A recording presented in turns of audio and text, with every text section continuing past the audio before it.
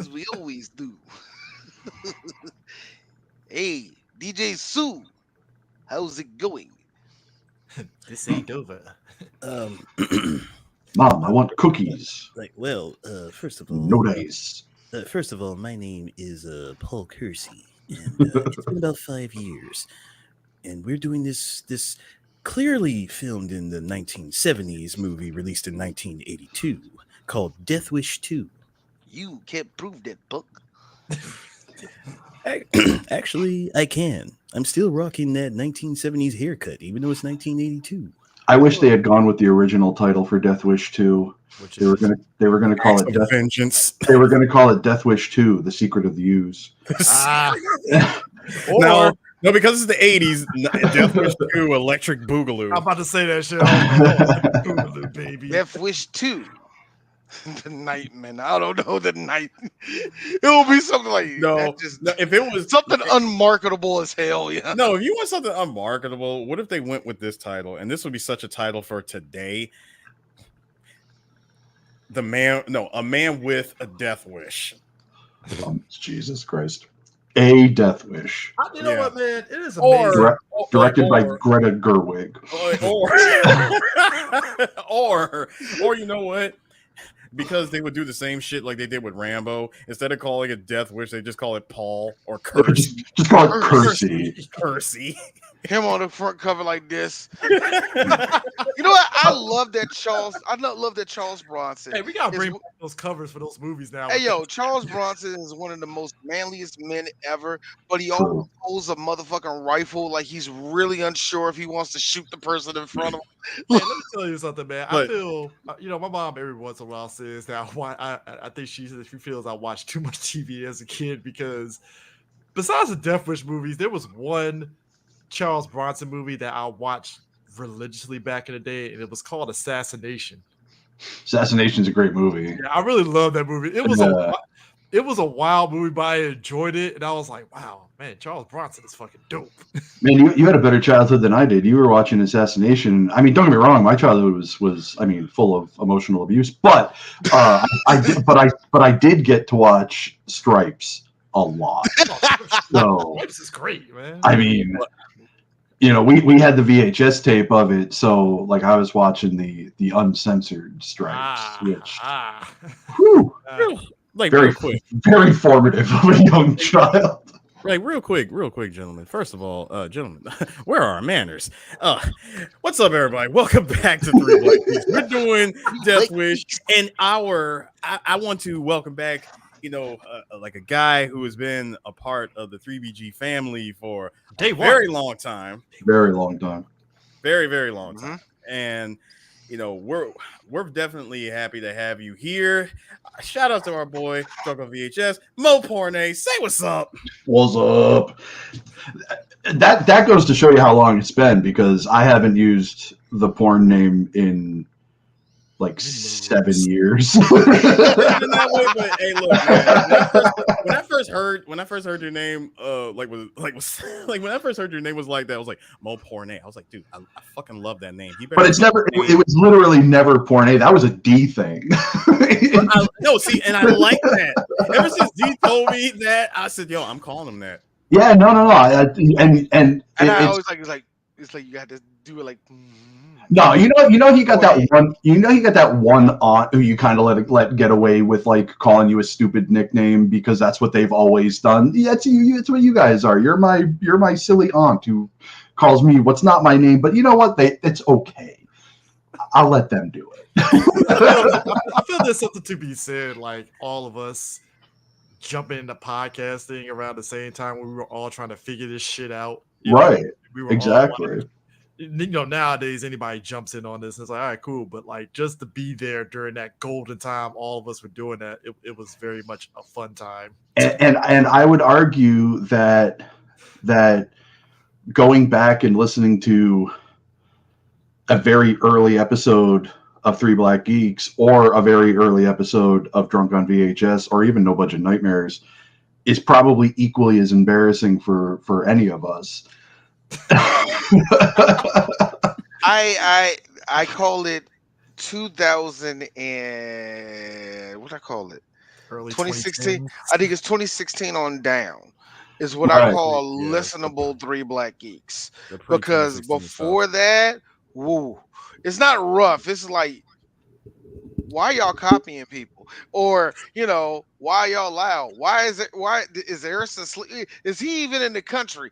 Still, questions that can be easily answered, but not. But So, today, maybe one of those folks, times where we're delving into Death Wish 2, and it's kind of interesting. Like it's Globus came up to Chuck Bronson and said, "Hey, you know what you did? We want a franchise back. Here's some money." Boom, Death Wish 2 happens, and I'm like, Well, I mean, all right, cool.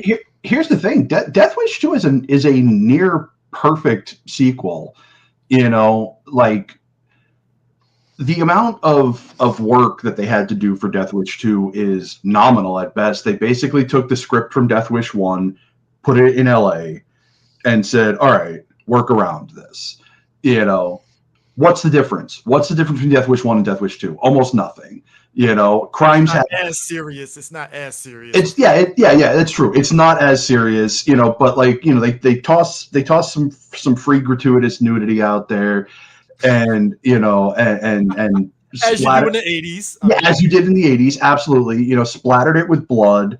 I so the other night I was watching it, and it was like 12:30 in the morning, and I'm getting ready to go to bed, and my phone dings, and it's John Cross, because of course it is. He's the only person who ever messages me that late, and he's high as a kite because he discovered weed, and which by the way, High John Cross might be the best thing ever. I mean, if you like sober John Cross, High John Cross is the jam. exponentially better. And we start talking about the movies, and it starts off kind of serious. John's like, did you know that all of the odd number movies take place in New York and all of the even number movies take place in LA? And I said, oh, well, that explains a lot about, and we start having the most ridiculous conversation. We start talking about like Death Wish 22, Rapist's Paradise, and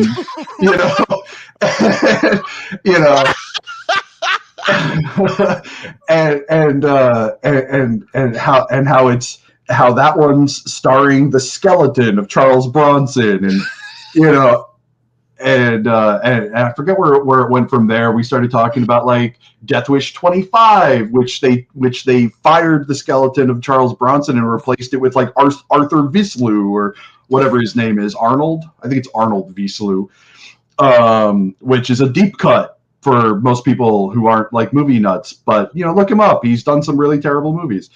And so next thing I know, it's 1:45 in the morning. I'm dying of laughter, and me and John and I look at the clock. I'm like, John, I got to go to bed, man. I got to work in the morning. And he goes, I just want to tell you that I appreciate you indulging this little improv that started off with us seriously talking about Death Wish and moving on to us finishing with Death Wish 25, starring the wig of William Shatner or something like that. Oh my God. It was one of the funniest conversations I've had in ages. You know what? It's kind of funny that you bring up that they kept on using Charles Bronson. I was going to say in this movie, and you know what? Look, they did like I'm not five. ageist. They did like 5 Death Wish movies, and by the time they were done with it, they were Weekend at Bernieing him. I mean, come on. Look. I'm not ageist at all, but how old is this nigga? Right, exactly. Yeah, exactly. Now do you have a shot at Jill Ireland, the woman who he's supposed to be fucking dating in this one? Like, oh God, because I got him and his daughter. Yeah, the one on the left. Yeah. So the blonde is Jill Ireland. That's supposed to be the woman who he's like in a relationship with.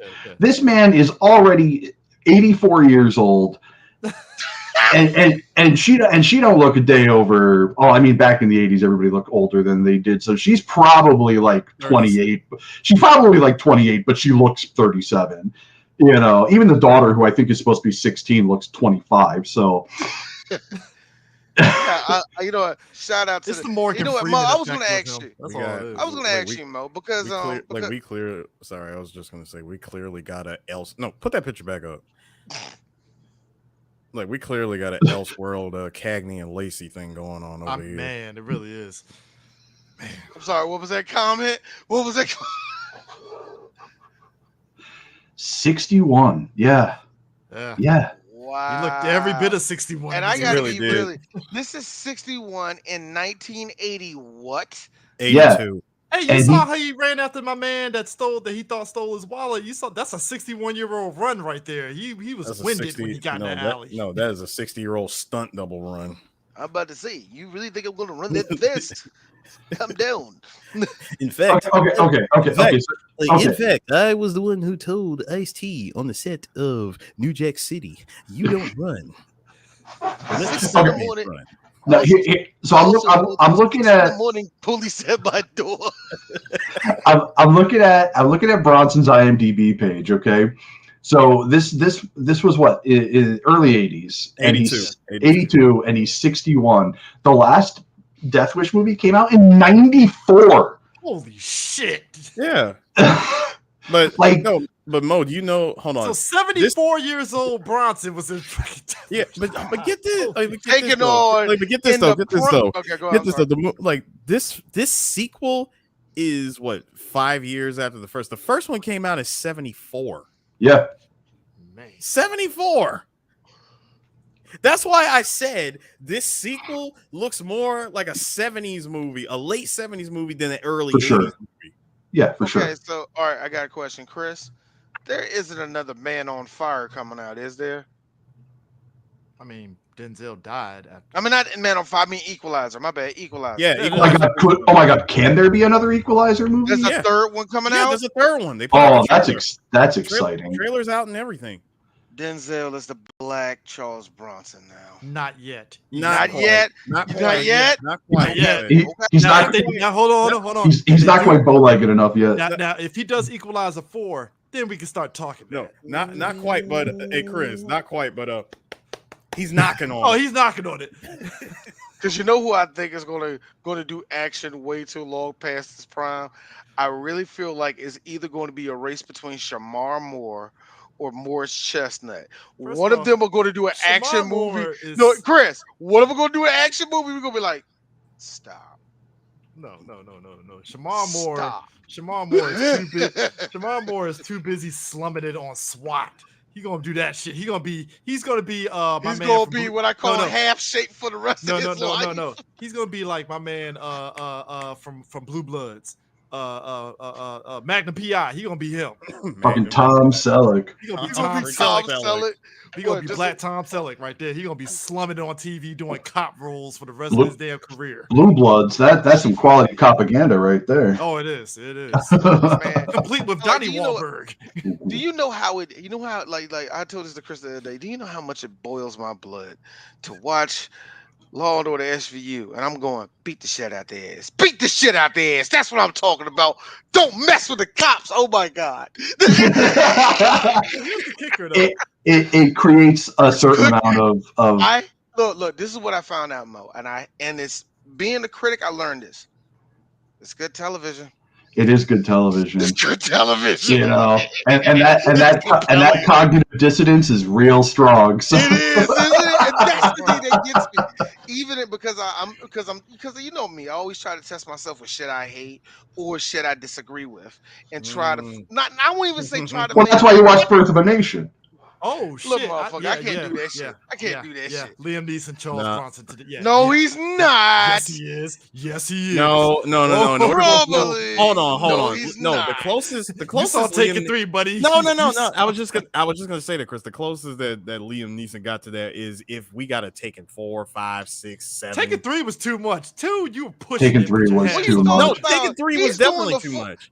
I will go. Taken definitely had the potential to be the next Death Wish series It for did. sure. The only thing that was missing, of course, was he approaches the bad guy in a room, and all it takes is for him to say, "Hey, what's that over there?" And he just pulls out a whole bunch. Boy, how would We you were like? denied that. Now let's think about it this way. Eris.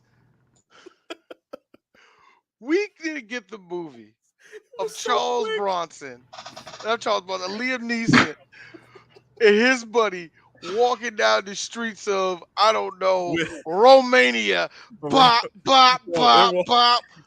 You forget, D. They were walking down the streets of Rome. No, yes, Chris. We were definitely denied it. They were walking down the streets of Romania with freaking life bars and score points and shit. I gotta be honest with you, man. I feel we were robbed of Charles Bronson teaming up with a black guy before he died. I'm just saying. I feel like we could have got that. I don't know who he would team up with. I mean, in fairness, it would have to be Fred Williamson. In fairness, though, I mean, Bronson is half a black guy anyway, so Yo, no, all right, real quick, Eris. Boy, Liam Neeson. The only thing that is missing for Liam Neeson is, like, I don't know, he goes back home to Ireland, and his brother, I don't know, Clive Owen is there. They have a fight, but the reason why they're Colin fighting Farrell is because there's a gang, led by Colin Farrell, that's like messing up the whole neighborhood, and then finally Liam Neeson cleans the whole thing up, and it becomes Death Wish 3. But here's the thing: I don't look. I will say this: he is mirroring his career a lot more to Bronson, because remember, Bronson. We say Death Wish, but Bronson was doing a whole lot of bullshit action movies between 1980 and 1992. That wasn't Death Wish. And Liam Neeson has quite a few of these good action movies. Liam Neeson. Sorry, I was just going to mention that Liam Neeson had, I would say, 2 opportunities to turn these movies into a series like Death Wish, and that would have been Unknown or Run All Night.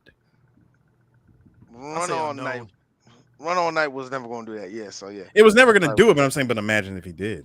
I mean, hell, the first Death Wish, you could have just kept that one movie. Yeah, but Charles Bronson, before he died, he did 3 movies called Family of Cops. It was a trilogy. That was his last thing that he did before he died. I seen the first one. I was like, bro, you are Breach of Faith, Family of Cops 2. Yo, he was slumming it at that point. I'm like, bro.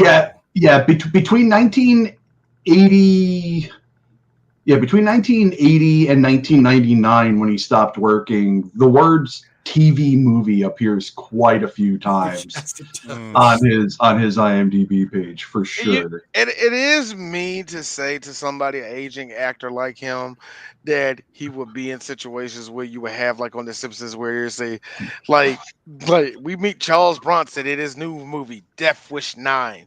I wish I was dead. I wish I was dead.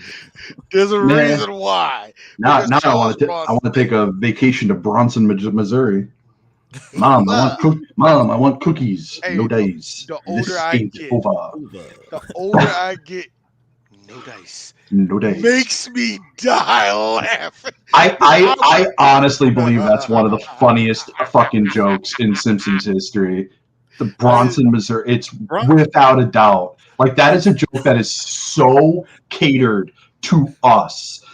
Like, it's the pointing and saying, "This ain't over. This ain't over." For me, I don't know. The one I think it was the one that came before that episode. It was just one line that he said, and I said, "That's Charles Bronson for life." I shut him. Well, that was like, what? Charles Bronson on the Andy Griffith Show would have been. Listen, if that was ever a thing, I would watch the Andy Griffith Show every day. No, I'm right? It's fiction show. Fix Emmett. I'm like, this needed to be a thing. Hey, look, man. I even put it in the group chat. Jim Carrey playing Chuck Bronson had me in fucking tears. Yo, when he spun that gun around and butted that dude with the gun. Hey, Buck, let the kid in. I'm mad that everybody has the exact same Charles Bronson impression, and he doesn't sound nothing like that when you really think about it. No, he doesn't. I mean, come on. You know, like half of this movie, he sounds exactly like that. Kinda.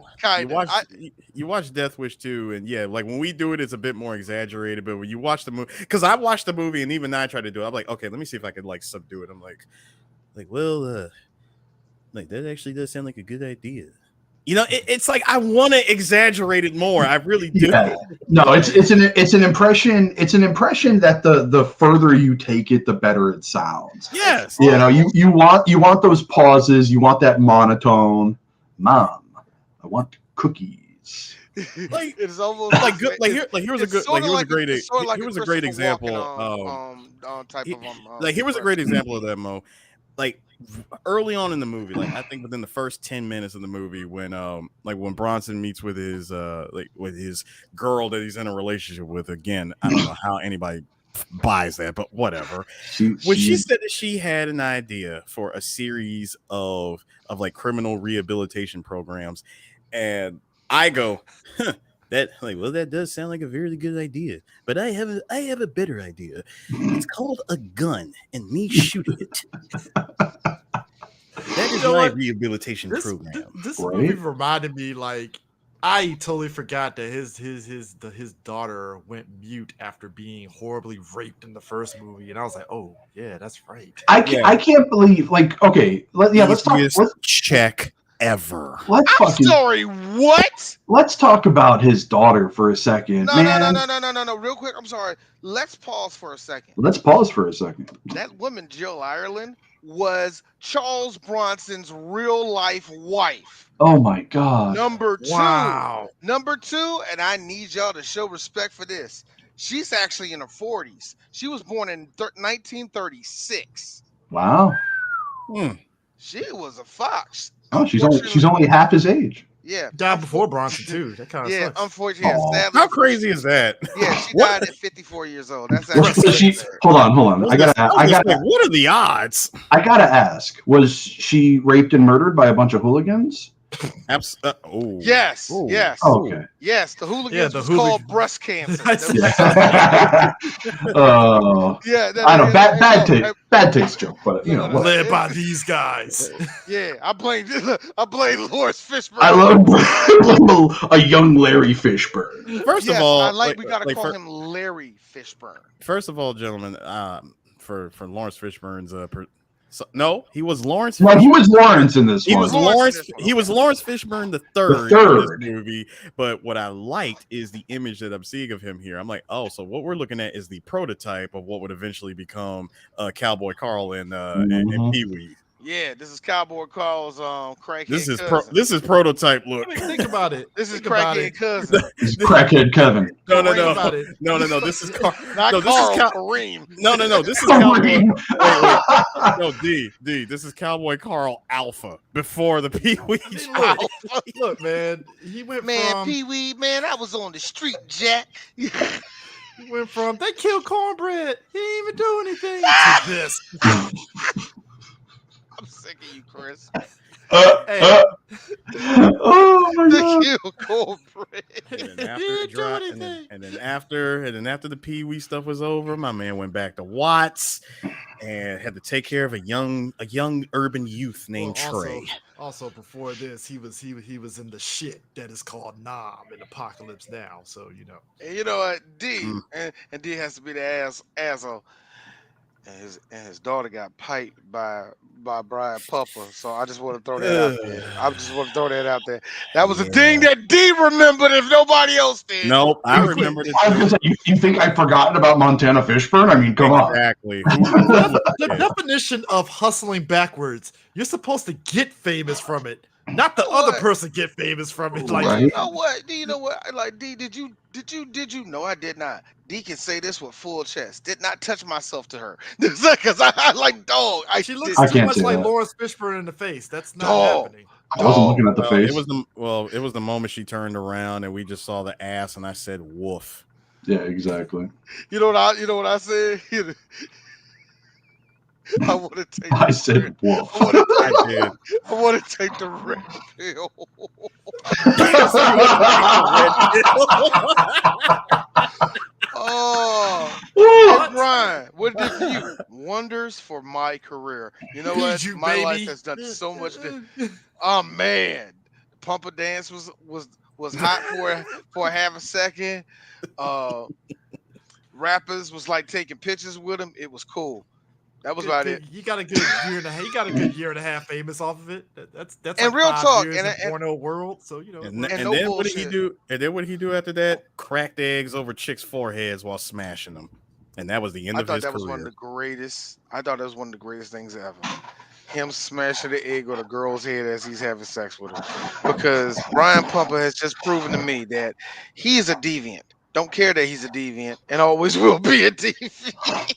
And you wonder why all the other why his other Chaos black agent during sex. you ever wonder why his other black co-workers never talk about him.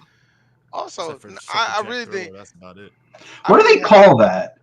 You know, like when you punch them in the back of the head, that's donkey punch. If you smash an egg over their head, you know what's that, like a chicken punch? Over easy. Breakfast. I guess, I don't It's know. breakfast. It's over easy. I like that one too. Over easy.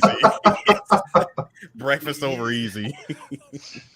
Good lord. I look. Sunny side up, bitch. Let's Sunny go. side up. Hey man, look, can I gotta It's what understand we this. call Eris. It's what we call an Eaglewood scramble. The eagle was scrambled. Speaking of Inglewood scrambles, yo, what is up with these movies and the way they go they go 0 to 100 when they about to rape these women? Like the maid got raped. I'm like, whoa. No way. And now Mo, wait. Mo know this. No, Now, wait, Mo, hold on. Before, I got a wait. good question. Please wait. ask. Wait, Hold wait, on. I want to hear Mo. the question for me. Mo, I got a good question. Would this be because directors from that time really drew inspiration from porn being so graphical? I mean, I'm sure there's a lot to be said there. Yeah, because there was a lot of porn directors Well, there was a lot of crossover too. You got to remember that there were a lot of guys who were secretly doing porn, directing porn, and then coming and doing, no pun intended there, but doing mainstream movies. On this. Well, I would say on the side. Porn was their side gig, but yeah, I mean, there probably was a lot of that going on. I don't know what the actual numbers would be. I'm not that much of an expert, but I mean, I'm sure Michael Winner probably wasn't doing that. But here's the thing: Michael Winner is a goddamn deviant, like in the best possible way. like I said, ain't he's not an exploitation director, but He did a lot of action, Yeah. So he understood the importance of gratuitous nudity for sure, and this one is full of I mean, I would say full. There are 3 or 4 scenes of like serious gratuitous nudity, and unfortunately, they're all taking place while somebody's getting raped. So I have a question. See, I know, Chris. I know you said it was 0 to 100 when it came to the the sexual assaults, but how about the 0 to 1,000 of we have these urban toughs, right? And urban toughs. And of all of the white people that they see at this happy ass event, they look at Charles Bronson and they decide, yeah, we're gonna take this man's money. He's gonna get some ice cream. Let's go ahead and snatch the $2 from him. To be fair, Paul Kersey made the mistake of flashing money, as rich white people do. And how was he flashing money? He was literally he took out a lot of money. You know what he put out there? You know what he said? This is what Larry Fishburne said. Hey, you see that, Jack? That's gotta be $8. Right? It was like not even a 10, a 5. I'm fairly certain it was a 5. Yeah, I'm fairly certain there was a $2 bill. There was a Jefferson in there. There was a Jefferson in there. No, that had to been at least like $1.50 in his hand or something. Hey, my man got the cigarette hanging out like he about to fucking work the shit out of a fucking engine. That nigga's every bit 26 years old, man. What I'm amazed about this outfit is the mesh shirt over the winter jacket. It's Bro, like, make up your mind, bro. Yeah, exactly. Listen, as one Charlie Murphy said, this was that time in the 80s. You motherfuckers was wearing some weird shit. My man got a dog collar behind him, so you're right. You're right. There's something kinky going on there. Again, check it's out 80, Paul. It's 82. But it's every bit of them hanging on to the last bit of the 70s. Well, that's how it goes with every generation. It's usually like by the time, for 82, 83, you're still seeing a lot of semblances of the 70s. It was the same with the 90s, 92, 93. You're still seeing a ton of the 80s stuff. Yeah. I mean, honestly, really, when it comes to the 90s, the only thing that was doing anything different in the early 90s was hip hop. They were getting their dance on big time by that point. Or what I like to call it, party rap. Yeah. And don't even tell me you don't know what I'm talking about. Like it was that's the perfect fucking name for it. Party rap. Yeah, that's what it was. Or happy rap. Happy rap, exactly. Everybody was bumping and grinding and and I ain't got no problem with that. That's some of my favorite stuff. But Mo, check it out. But all the other music and movies and stuff was still very much entrenched in the 80s. You know what, Mo? Shout out to your race, man. Look at my man's shoulder hair matching with the rest of the outfit. You know what, Mo? That is y'all got that down, man. I don't know how y'all get the. I mean, I got to tell you, I got sleeves on right now, but if I didn't, you'd see my shoulder hair matches as well. Man, look, you know what wild me out too. Now, to be fair, genius, they steal his wallet, get the identification. I'm like, all right, that makes sense. Scatter. No, they fucking scattered when they ran. Yeah, scattered when they ran. Kersey and that dude fighting the alley and stuff. And you blatant stunt double when he jacks him up against the fucking wall and shit. Of course, that's a whole ass stunt double. Yeah. But it was genius how they entered his house. Because it made sense and stuff, but it was just like, yo, they're taking turns raping her, and they're like, no, I'm first. I'm like, whoa, hey. No, I love the hyper aggressiveness that came from the dude with the mesh shirt, because he saw how the other guy was about to go first. He just rips his shit off, yeets all of his boys out of the way, and I'm like, yo, it's just a maid, my guy. Chill out, calm down. Right. That's what I'm saying. I mean, she all right. Y'all going at it a little overrated as fuck, but now here's the kicker though, right? And then the flip side to it though is when Kersey and his daughter get there, they take the daughter, no witnesses and stuff, right? And it's broad daylight on some bang bus shit. The way they take.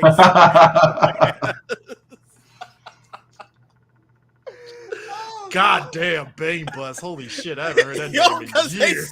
Yo, I got $100 right here. Just want to ask you a few questions. Bro, this was Mo, this was aggressive bang bus. They ain't asked no questions. They ain't asking nothing. They asking shit. They just snatch your ass up.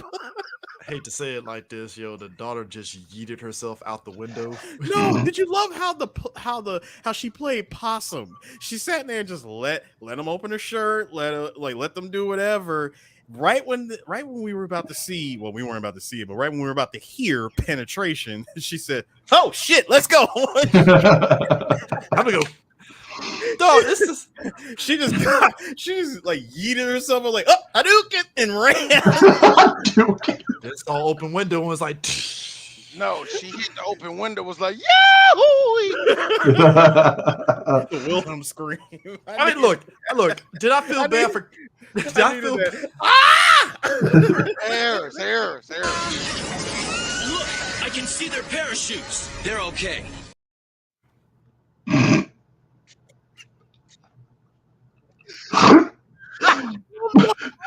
What when she landed on the Yo, it was a smash cut. It was painful. Hey man, that was like yo, look, that's probably why I appreciate Tubi movies. Fatality. Tubi movies be doing that same shit. Tubi movies be doing that same shit with the jump cuts, and I'd be dying laughing. I'm like, good old Globus nonsense. I'm with it. Let's go. Classic element of physical comedy. Now comes the part where we throw our heads back and laugh. Ready? Ready!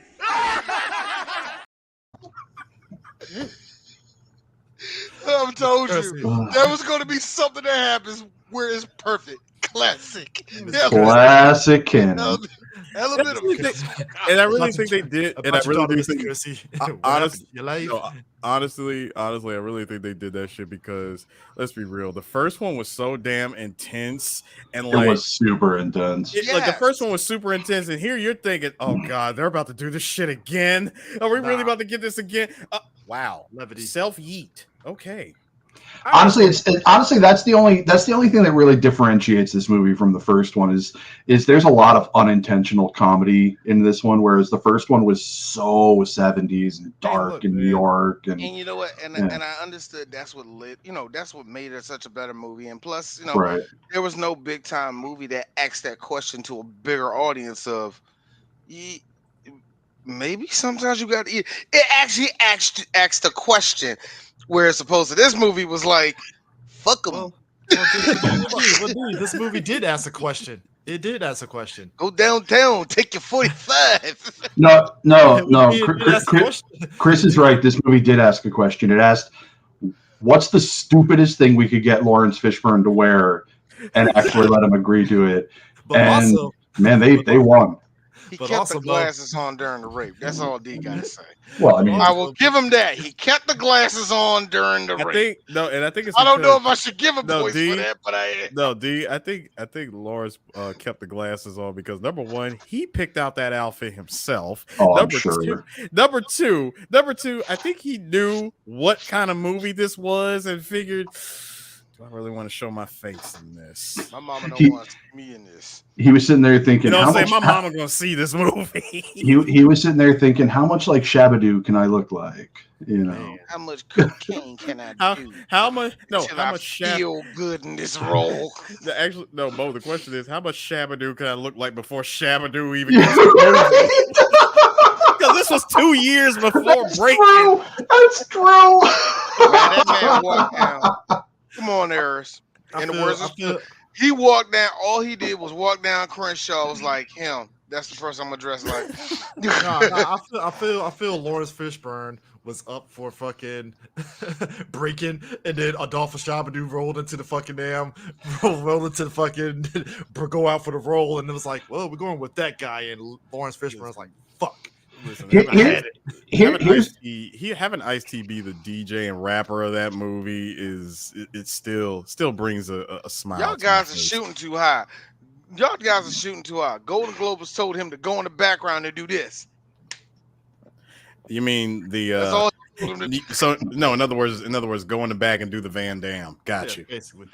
We all know that if this movie was made like 3 years later, there would have been a scene where they walked around a corner and it just would have like they wouldn't have even drawn attention to it. It just in the background there would have been a scene of fucking Boogaloo Shrimp dancing with a broom, doing his thing, and nobody would have thought of it. Nobody would have thought twice about it. Well, you got to put a strip. Also, Mo, you got to have a strip in the corner to offset it. So Wait, Mo, there also would have been more. There's more to it. See, this movie was made like 3 years, like 2 to 3 years later, bro. There would have been a freaking bloodbath on Venice Beach. Well, that's true. That's true. I mean, but also the bigger question was, do you believe in God? You believe in Jesus? Do you believe in Jesus? You're about to meet him. I like how that was a cold ass line. I ain't gonna lie, man. You know what's even colder? The fact that my man was like, "Oh God, you're gonna kill me, Flint." He went for that. I was like, "Yo, Paul, don't kill the." Oh shit, Jesus, man! Don't kill him. Yo, there's something to be said about villain. That's always because let's be real. Even in real life, that happens. I don't know if you ever see those videos of like people that have like the Ring videos on their thing. And it was a video of a guy. He was parking his car, and it like teenagers. They were trying to rob him, and my man pulled out a gun and started shooting. And all you hear was like, "Don't shoot me, bro! Don't shoot me!" I'm like, "Nigga, you were trying to rob him." You tried to rob him. What do you think was gonna happen? That's why when dude was crying at Kersey at gunpoint, I'm like, "Bro, did rape his, you did rape, the nanny, and come on, dog, like, and cause the daughter to kill herself. So And don't got to forget, eat that L, dog. Let's take a moment to admire this outfit here. Yes. Because, like, you're a criminal. You should probably not draw attention to yourself. And Homeboy's over here wearing a high-vis vest, with arguably one of the stupidest haircuts I've ever seen. And I come from a history of punk rock, so I've seen plenty of stupid haircuts. But this one takes the fucking cake. Nah, my thing is, fucking pants tucked into his boots. Let's keep it really real here, Mo. See, villains in this movie, they have to identify themselves for the audience to recognize them, because as much as I would love to see these characters in different outfits, because they would be just as ridiculous as the one they already wore, no, they have to keep the same outfits, because remember, this isn't a movie. This is technically the prototype of a video game. Oh yeah, pretty much is. Yeah. I mean, I feel bad because this is 30 minutes into the movie, and I remember watching it like, oh, this is kind of anticlimactic, because they kind of made him seem like he was the ringleader. And I was really disappointed that they killed him first. He was the first to go. Honestly, what I think the situation was that this guy had a really good look, but it was pretty fucking clear that he couldn't act. Because once you actually heard him say lines, you were like, "Ooh, no, that's rough." But he had a really he tried to overcompensate with the intensity and sweating. But he had a really good look. So like they wanted him in the movie, but they're like, all right, let's just kill him first, I guess. But I mean, but the problem is killing him off first leaves generic black guy 1, generic black guy 2, and generic white guy. Like it's kind of tough to. I love all the trained rats in this scene too. Like, yes, the trained rats were awesome. They were just fucking everywhere, and they were awesome. They stole the entire scene. I feel that's all was missing from John Wick series is trained rats. Yeah, for sure. John Wick movies. Hey Mo, yes sir. Hey Mo, can you imagine at the Hollywood cafeteria, my man sitting down? Look, go back to the picture. Huh? Go back to the picture. Like, put it back up. Could you imagine at the Hollywood cafeteria, my man is sitting down talking with another actor? It's like, oh man, so what's going on with you? Oh man, they lose me after the abandoned warehouse scene. They want me to do, but I do B-roll tomorrow. This got me with the rats going to put on me. It's like, I'll get paid skill for it, so I'm kind of cool. They're like, I mean, I'm only in 30 minutes of the movie, but I get 2 rape scenes, so. It's all good. It balances out. Jesus. It balances. Yeah, all this balances out. It's the perks of the trade. Like all is one in the universe. I know probably one of you, maybe 2 of you, are asking yourself, "Wow, you guys are making fun of rape." The great George Carlin said this one time: "Rape is not funny, but you can make it funny." I mean, He's like, of course not. It's not funny. But you can make it. Funny. Hey, you know what's amazing too is that out of all the Death Wish movies, the consistent factor is that somehow, even with all the when the vigilantism still keeps going, Kersey still has time to be a fucking damn architect. Right? And God damn it, he's the best architect there is. Man, talk about filler. Holy shit. Every fucking scene where he's in that office talking to the guy about the different ways they're going to build this building. Like, they're like, okay, you could tell that Golan and Globus are like, okay, this movie needs to be 90 minutes long. We've got 75 right now. How can we pad out this? I tell you, use an architect. Let's do something like that. Yeah. He knows what he's doing. Let's make him. Tell him the material that he needs to use to do the stone statues at the front of this office building, and that'll take about 10 minutes to explain. Give him 3 different options, so you can do this building in glass and reinforced steel, or you can do the building in wood. But most cost-effective would be to do the building in concrete. Also, Mo, because this movie is 90 minutes and we need some more, we need some more shit besides Bronson running up and down the street just murdering people. Let's bring back characters from the first movie. Hey, wasn't there something about a vigilante up in Boston or New York or something like that? And I'm like, no, they did not invoke the cops from the previous movie. Enter the OSHA. I mean, here's the thing, though. Of all the people to bring back, man, Vincent Gardenia, come on. He's the best actor in this entire fucking movie. That's the funny thing. I was just about to say that. You do not bring back old good Hollywood. And guess what? You bring him back to keep him around just long enough for him to get axed. Hey, the OSHA. Yeah, just long enough. The OSHA is back. But I mean, in the Ouch. he did good though. He came back. He helped his old friend out. Wait a minute, they were friends? I don't think they're supposed to be friends, but he helps them out. They're not supposed to be friends, but at the same time, he's like, "Hey, listen, I get the whole vigilante shit. I understand as New York cops, we were supposed to do our job, and you ended up doing our job for us. We just, instead of arresting you, we just kindly asked you, can you stop? Stop, please." Just I also like that he's such a method actor that his character got sick. I mean, look. Yeah. I just like how he literally blocked the shit out of Kersey by telling his dry snitching to his girlfriend. Well, I think he might have killed a couple people in New York. Who am I to tell? He didn't say might have. He said he killed muggers. He killed 9 people. No, wait, I'm sorry. I'm turning into Kersey there first. No, he's like, it's so hard to not do the fucking It is. It's hard not to do it. But no, he killed 9 people. It's like everyone. Now, of course, you hear that and you're thinking, what, 9 innocent people? No, that these people were muggers. I mean, these are people who had it coming. One of them was Denzel Washington. I know it was uncredited. Uncredited Denzel Washington. Is that before he did Carbon Copy? Bear in mind they weren't. Bear in mind that I pulled out a deep one there. You did. That was a deep cut. But no, gentlemen, bear in mind that these weren't just 9 random muggers. They were 9 specific muggers. I mean, come on. They killed his wife, traumatized, emotionally and mentally scarred his daughter. They had to go.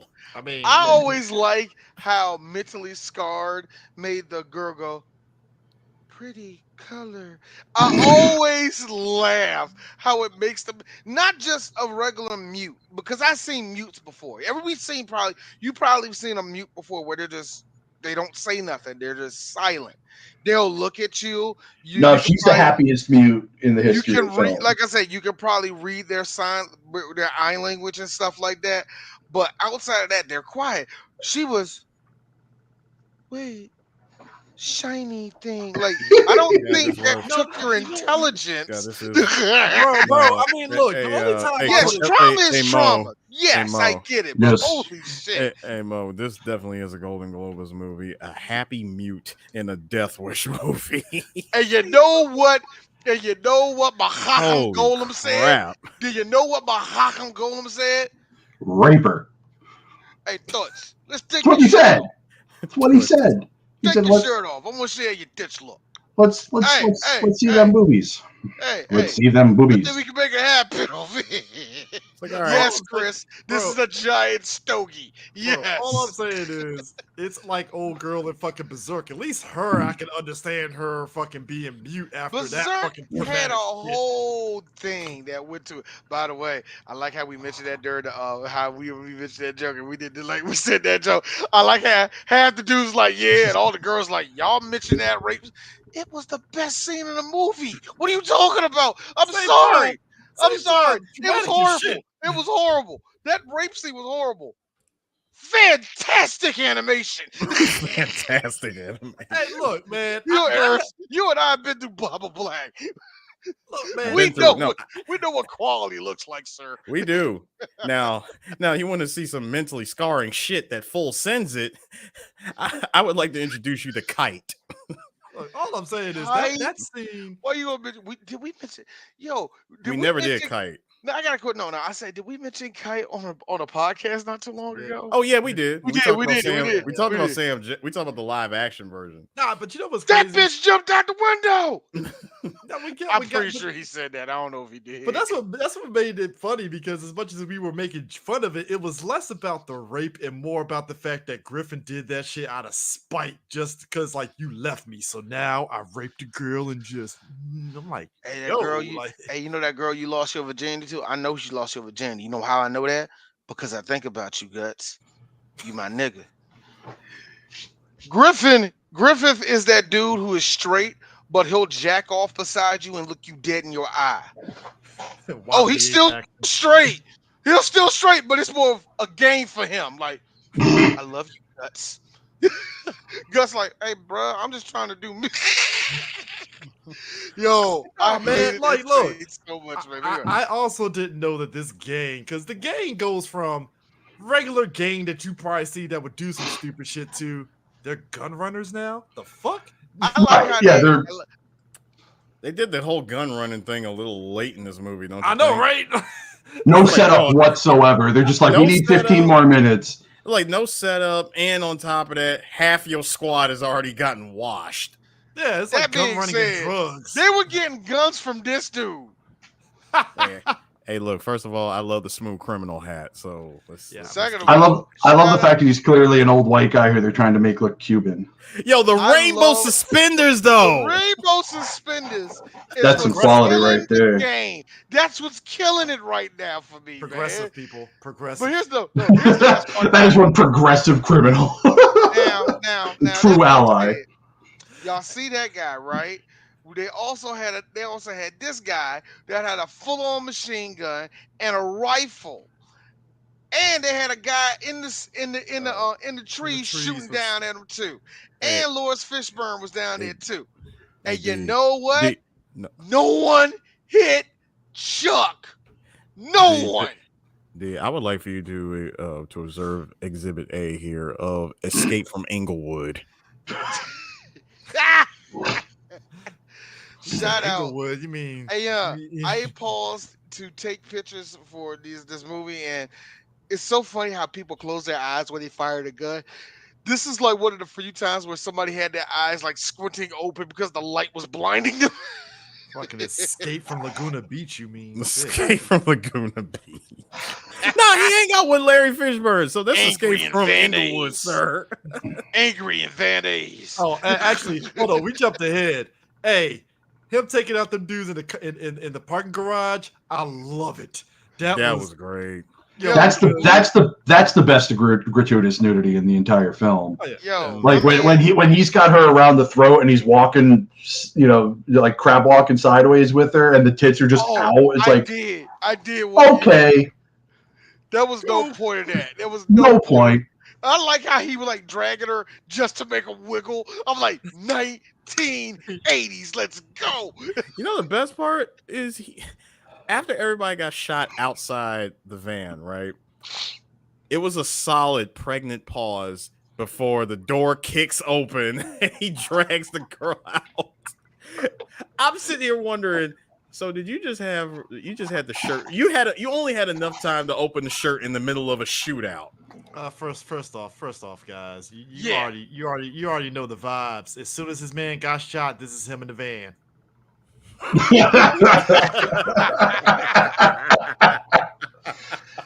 Oh man.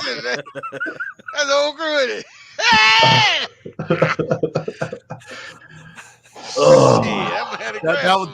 That was the pregnant pause right there. That face the whole time, like it was that phase. It was that phase, and I guarantee it was him stepping out, going, "God, I really hope I don't get shot in the ass."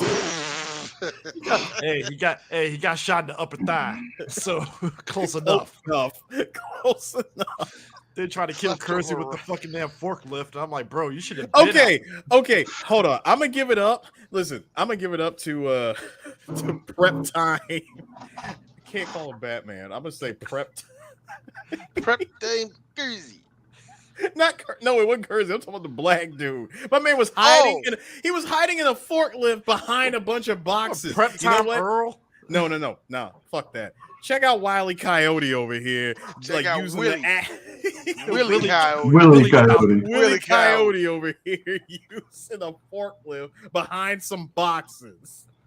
Willie Acme Still. Dynamite Coyote. And This man used a forklift from the Acme company Of course. because it didn't work. Now, meanwhile, in the middle of all this, right? Kersey is keeping all this from his girlfriend, who's none the wiser before the detective from New York tells him. He changed the locks on his house too. I know, and then just like it's to the point to where his girlfriend is asking, when are they going to be serious? Is he going to propose? Blah blah blah blah. Because to be fair, Kersey has an exit plan. Like, hey, if I kill all these guys, boom. Hey, we're engaged. We'll do blah blah blah blah. And I'm like, okay, but Hey, at the hey, same Toots, time, marry me. but at the same time, he's going out at night, going to the hood. Has a whole other apartment over there, like he's some Nigerian fucking another woman. $13. hey, $13 for the month. No, Good deal. $50 for the month. Bro. It was 50 a month. Fuck, I wish I could get a deal like that. You know what? I hate saying this out loud. God For a damn 90% it. chance. Hold on, no, not No, Reagan. No. Was Carter, wasn't it? Yep. 82, yeah. 80? But Yeah. I would say for like $50 a month in that area, in that part of town, with a 90% chance of your shit getting stolen. Hey, actually, it's an 80% chance. It's a 90% chance you'll get a gift for your ass. Well, not when you're rolling around, not when you're rolling through the streets trolling like this guy. I mean, come on. That man put on a beanie. It's like 80 degrees outside at night. I know, right? 75 at night. I was from California, so What Still. What year was this supposed to be again? 82. Reagan was in office already. Oh, okay. So Reaganomics and all that ran wild. Gotcha. The mega powers run wild. I gotta say, man, when we were fighting the commies, things meant things in this country. It used to be a proper nation. We used to thought about it. We used to go out and make things. I mean, it cracks me the fuck up now that like there's a whole section of the population now who are like, the two-handed. The commies ain't so bad. We call it not even two-handed. See, I can go with anybody that wants to be a little bit socialist, be a little bit anarchist. I can go with that. It's the ones that go, hey, Pope making a point. They're like, yo, what? Hey, yeah, we didn't go through Red Dawn for you to say this shit. Those are the national Bolsheviks, and they can go fuck themselves, frankly. Bullshit. Yeah. I mean, it's true. That's the party. That's what they are. They're the national Bolsheviks. They might as well be a fucking hate group. I really love the fact. I really love the fact. No, bro, I really love the fact that there was actually a subsection of Americans that was like, "Hey, man, it's gonna happen, man. It's gonna be Trump, Putin, Best of Both Worlds album. It's gonna be the shit. It's gonna go 3 times platinum. Nigga, they're gonna be on a world tour. They're gonna be on a world tour. That's how it almost was. Hey, look, man. If COVID never happened, that shit probably would have popped off. Hey, Harris, think about it. Harris, think about it. Putin over there. I just want to see your body out. Hey, let's face some real facts here. If Trump wasn't an idiot, and didn't surround himself with idiots, and then constantly undermined the idiot shit that the idiots he surrounded himself with did, and started planning 2 years earlier than he actually did. Because let's face facts, he woke up one day in December and said, "I don't think I want to give up the presidency," and decided, to do. But if he had done that 2 years previous and said, "I'm going to start working now," I hate to say it, he would have succeeded. There's enough stupid people in this country that would have backed that shit. Hey Mo. I only have one thing to say to that as a response. Uh-oh. Grazie. China. No, because if you, for those of y'all that don't know, please No, check every out. time I No, hear you say grazie, I don't see him doing this. I see him doing this because he thinks he's gonna mess up saying it. So he needs a no, balance. no. So basically, for those of y'all that don't know, please check out our Three Black Geeks Action Trump clip. We have Oh so my. many. No, to be like this. Any Seagal movie, and I said all of our Seagal movies. No, the only Seagal movie we didn't call an action Trump was the first movie we did, which was Under Siege. We did that all the way back in 2014, before we even thought the voice of Donald Trump and the voice of Steven Seagal eerily sounds the exact way. You know what? You're I not was the one that, wrong. and I remember I was the one that said that. I was like, God, every time, like when it became official that we saw Seagal attempting to speak Italian, I'm like, I'm hearing Trump. It's Seagal speaking Italian reminds me of fucking Brad Pitt in Inglourious Bastards. Yeah. Buongiorno. Yo, it was on the. It's like it was the Alpha Justice. Alpha Justice. We already said it. Alpha Justice. It hurt us. It hurt us to watch the movie because Yeah. the movie refused to move.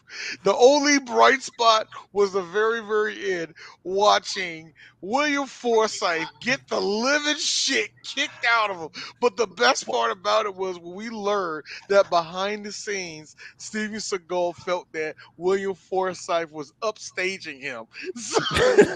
he did. Well, I So mean, what come the made it fuck on. I mean, it's fucking William Forsythe. The dude's a great actor. Of course he is. I like how we was like William the best part, and this is why I love us three when we've been doing our shit. We've been doing this shit so long that we are very critical of when we're making jokes. We're being fucking critical. And the one thing that we all said was like, Will's not trying. He's not trying in this No, movie, he's and phoning that shit in. he is going for it. The kid because me and Harris. Mm-hmm. We drove Harris crazy. We like, man, he was like, he smoked the crack. No, sleep. Damn. Bo. Here go Harris. Shut the fuck up, the both of you. This movie didn't deserve that song. I'm sure you guys have seen these, but a thing I've been enjoying lately, I would say over the last few years, are YouTube videos of like stuntmen telling their Seagal stories. About like how he was way too fucking hands on with them. We'll say like he working stiff. And I forget who the fuck was it? Was it Michael Jai White who had the story of that they told him to go in there and just beat the shit out of him? They were like, just fucking throw hands on him, take him the fuck out. Everybody gets a 2-week break, and we'll come back and finish this fucking piece of shit. And you know what? I mean, credit to Jai White for not doing that, but because that would have ruined his fucking career more than Spawn did. I did like he was fighting back the urge to do it. Of course. You ever see a movie where somebody, actually bites the bad apple and they get everything they ever wanted, but their life is empty? Right. That would have happened to Michael Jai White. He would have punched Steven Seagal in the face. The next day, Jerry Bruckheimer be calling him. He'd be doing all these movies. We never would have gotten Black Dynamite. And what a shame! What a shame that would have been. We never got Black Dynamite. And look, and this would have happened. So I have a question, Michael. You and your wife Scarlett. How do you feel? Happy. I feel damn good. Scarlett Johansson like this. Michael, talk. Look, and because we're in that timeline, we don't know that this timeline exists. We're like this. What's wrong with Mike? No, D, We don't know what's going on. Hold on, because we're in this different timeline.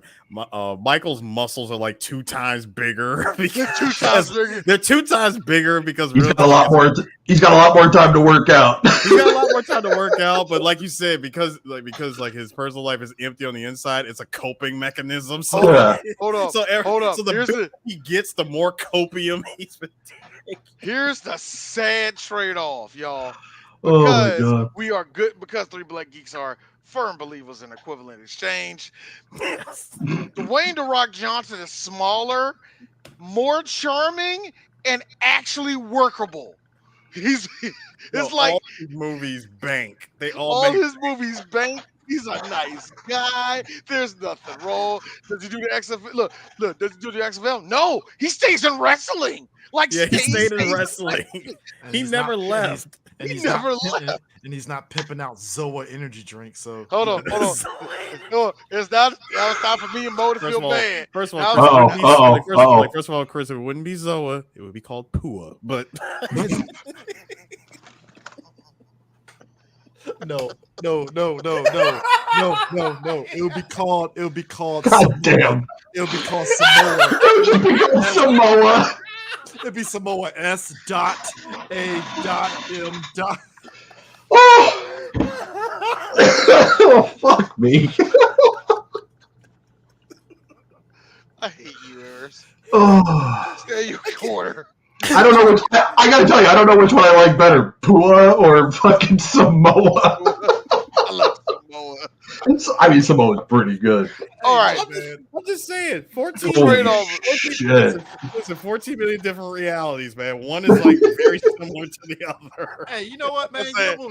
Hey, look, Michael Jai White's the biggest star in the world. And you know why? Because he punched Steven Seagal. What happened to Steven Seagal, D? You won't believe this. When he punched Steven Seagal died. Carl Tuckerson died. Vince McMahon died. Warren Buffett died. Frank Dukes finally admitted that it was. Frank Dukes admitted everything he did. Wait a minute. Wait. Stop everything. See, you mentioned Frank Dukes. First of all, everything that Frank Dukes said was actually true. Yeah, right. That would be the trade-off. That would be the twist. That would be the twist. Nah. Here's the big twist. The way you I'm sorry. Fucking Bloodsport documentary. I'm sorry, D. The way black and white Polaroid of Frank Dukes. Wait, D. The way that you said this person died. I'm like, yo, is him punching Steven Seagal the fucking Zordon energy tube getting smashed open, and the wave of light just took out every piece of shit on Earth? I don't know. I thought the funniest part was when he said Carl Tuckerson. That's what I'm saying. It went to every piece of shit on Earth. He realized. He got that. They just turned to dust. Here's the best part. Oh, man, that's messed up. So let me guess. Barack Obama and Michael Jai White taking pictures and shit. Here's me. Barack who? Right. Barack Obama. He was a Democrat. Who? You keep talking like this, dude. The Republicans have won the office for the last 16 years. Barack Obama. Hold on, Mo. You want to know? No. You just put me into a fucking emotional down spiral right here. So I need to recover. Go ahead. Actually, a mechanic in Country's Chicago. actually doing fine. The country's doing fine. Country's actually doing fine. The country's doing fine. It's like this. It's just to show you that it's doing fine. It's like, so so black people ain't getting shot by the cops? Oh, yes, they are. No one's reporting it, and that's actually the biggest part of the problem. The other, one last cherry on top of that twist. Hillary Clinton learned how to delete emails. No, I got a better one. Captain Sully prevented 9/11. No, I never had.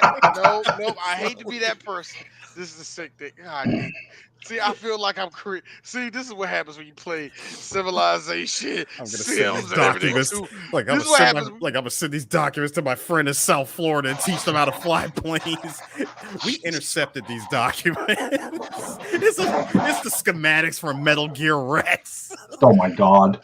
Oh my God, Metal Gear exists in this universe. Hey, you know what this movie, And the Japanese are ahead of us. We are in trouble, everyone. The Japanese have a 20-year jump on us, y'all. Move. Despite how whimsical this movie is, Whimsical. the most Not the word I'd use, but okay. No, Bo.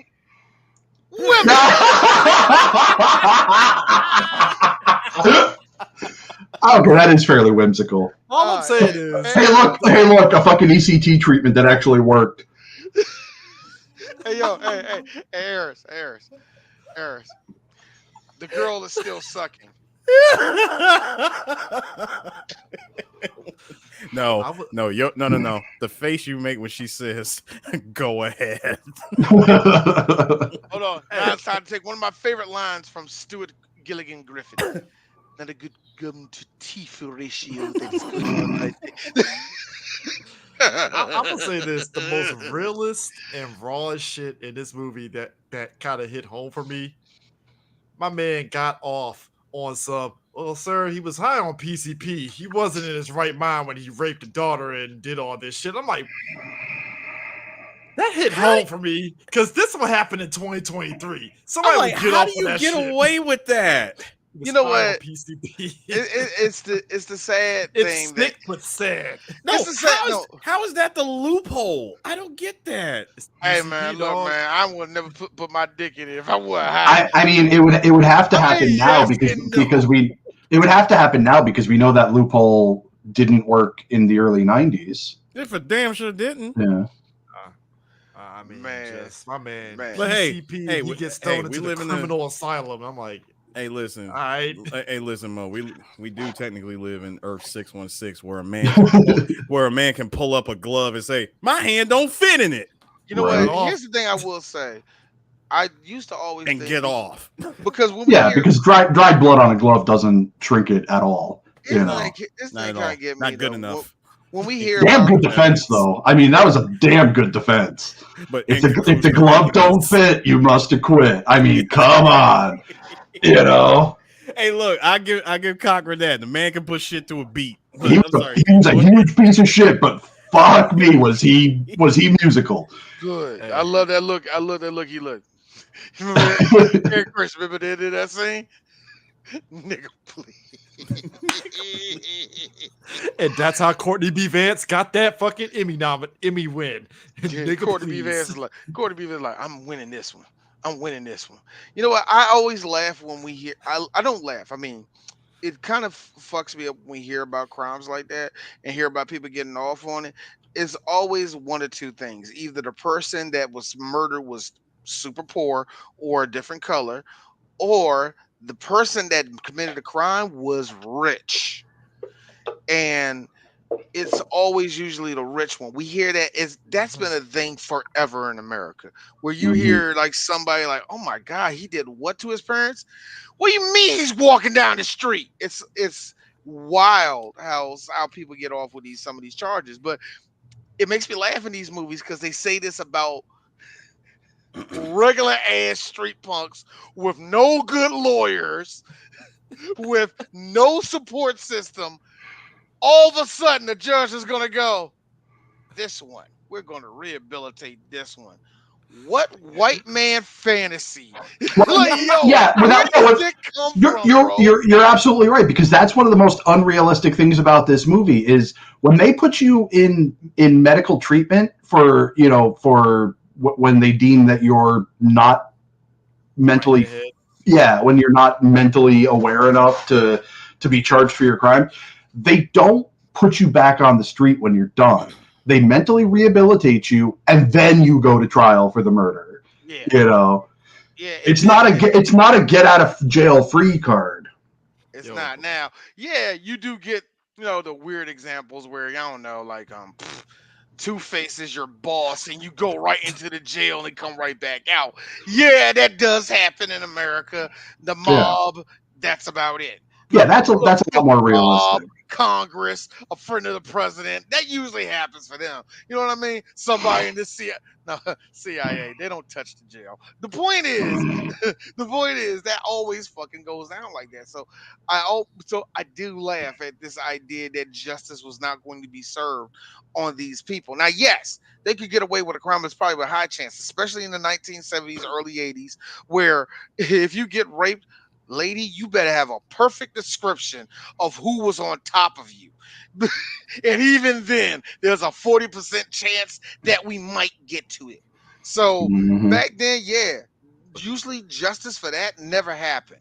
And I get the whole like I got to do something. Like we're not even going into the whole morality thing of that because that if we wanted to do that, we would have watched the first Death Wish. At this point, we're just killing. Look, at this point, this is Double Dragon, except you got a gun. So, Double Dragon with a gun. Oh you know what I man, mean? Hey, if look, only man. if only he had a brother, then they could have been Jimmy and Bimmy. No. He Charleston replaced Bronson the is Mega chain. Man. He replaced the chain whip with a gun. No, Yeah. Charleston Heston is Mega Man with a gun. Pew pew. I mean, shit, man. The original artwork on that Mega Man looked like Charlton Heston. Yo, And Mega Man, the original Mega Man with the belly.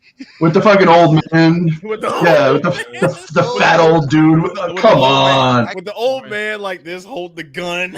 yeah. What a fucking joke. Just saying, Hey, can you That's imagine? some of the worst fucking game art ever. And why they way. had why they had Sit- Wiley don't look like move. why did they have Wiley like in the top half of that joint looking like kind of cybernetic and shit? I'm like, He I had was a like, good what design, is man. this? I'm telling you. Well, you know that a group of programmers, game developers, created the a Mega Man clone to make it be as if it was like the cover art from that original game. So like it's a fat Mega Man with a gun, jumping around and like I'm like that's the coolest thing ever.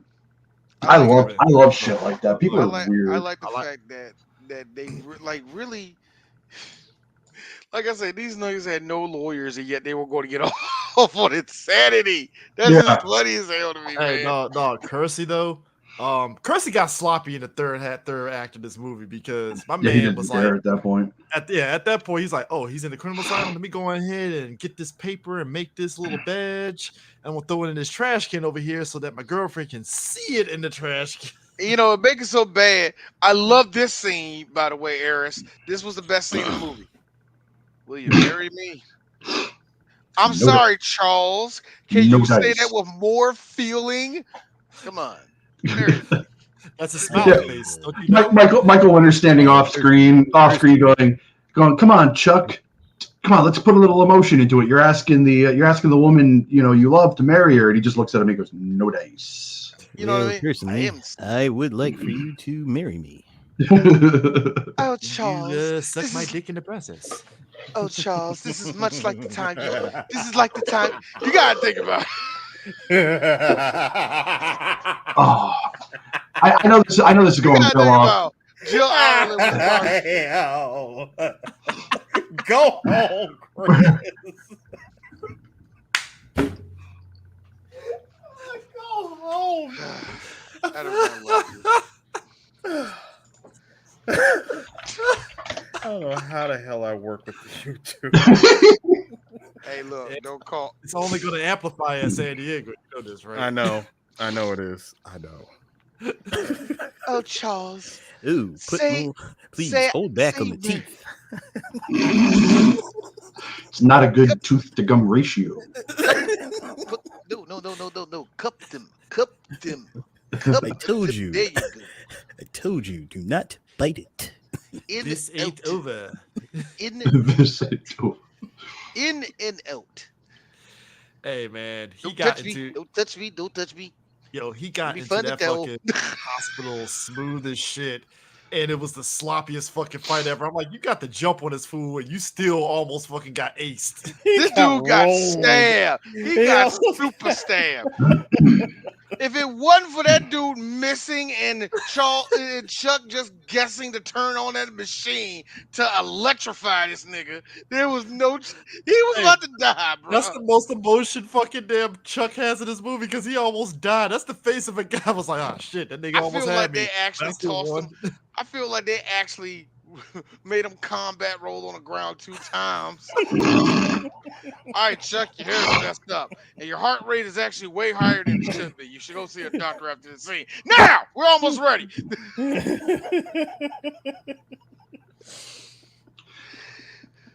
Oh my You almost god, cut. man. Hey, Eris. Hey, look. You almost cut me slippy. I almost got Eris. No. Almost got faded in the streets. No, D. I'm sorry. I do believe the catchphrase is, I got caught licking. He got caught licking. Hey, I like how the security guy just looked at Bronson, looked at my man, and was like, "Yeah, fuck him. Go ahead, and I give you about it, but I give you a head start." Give me 3 minutes. He like this. And then he gave him a minute and a half. Eris. Yeah. Back on to Charles Bronson. Charleston. Sorry. Oh Charles God, Bronson. God, that would have been the buddy. Oh team my up movie. God.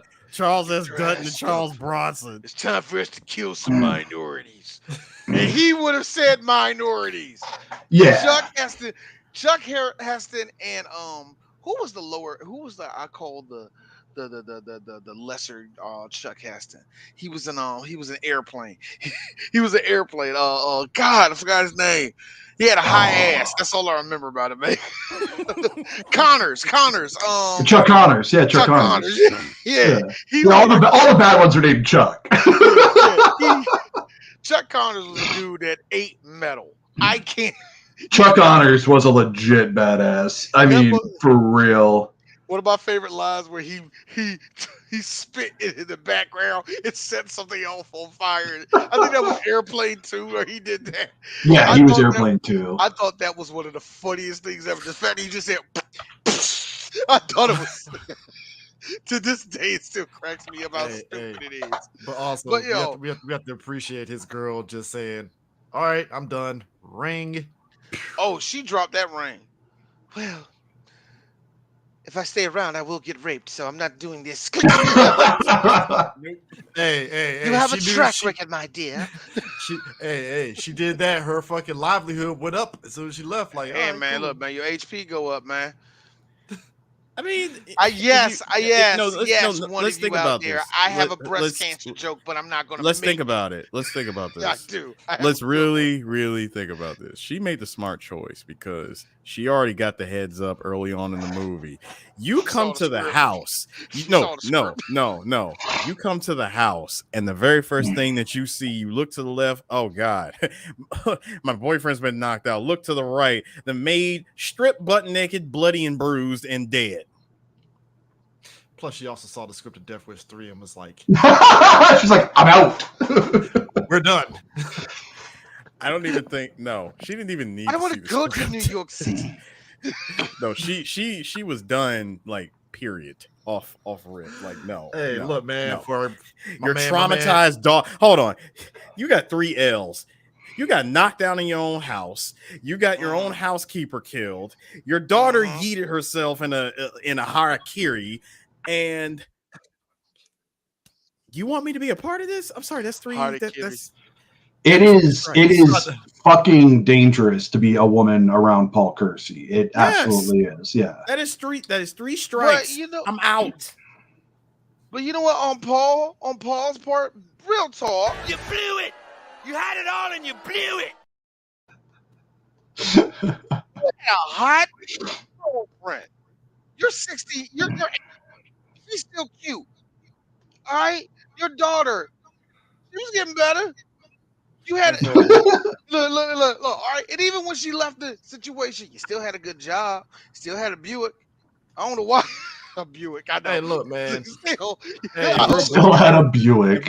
And for a bullshit bonus, like a real bullshit bonus, like, dude, you can take your your job as an architect, that whole business, you can just pack it up and take it anywhere. Hey, look, man, for a man that lost all that, he basically got over it pretty quick, because he was off and doing another job for his architect, and his man was like, "Hey, Paul, I tried to call you the other night for a party. Where were you at?" I fell asleep in front of the TV, that kind of thing. Like, I was sleeping in front of the television.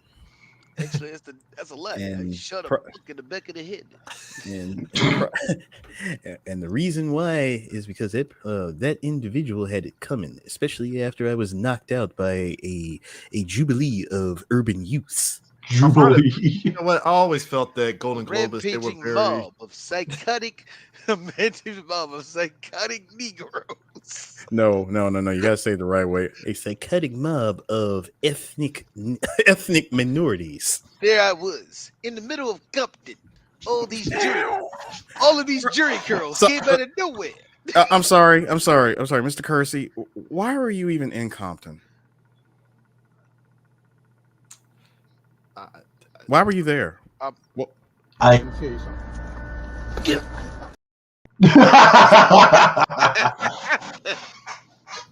tell you something.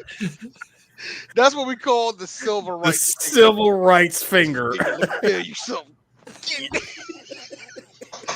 That's one of those things, like I said, Mo, it's when you get stabbed with maybe 2, maybe 3 fingers.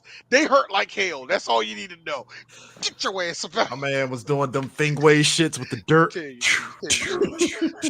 Anytime, I'll be honest with you, anytime a black man around the age of 60 says, "Let me tell you something," step back 1 step. I'm not saying he will attack you, but be prepared. His speed will shock you. Brace yourself for the hit. At least brace yourself for the hit. That's all. I appreciate Golden Globus' aspirations of doing big things because they wanted Isaac Hayes to do the soundtrack for this movie. That would have been nice. Oh, that would have been. So they wanted Isaac Hayes, but they got Jimmy Page. I like how Jimmy Page didn't really care into the third. He did not fucking care at all.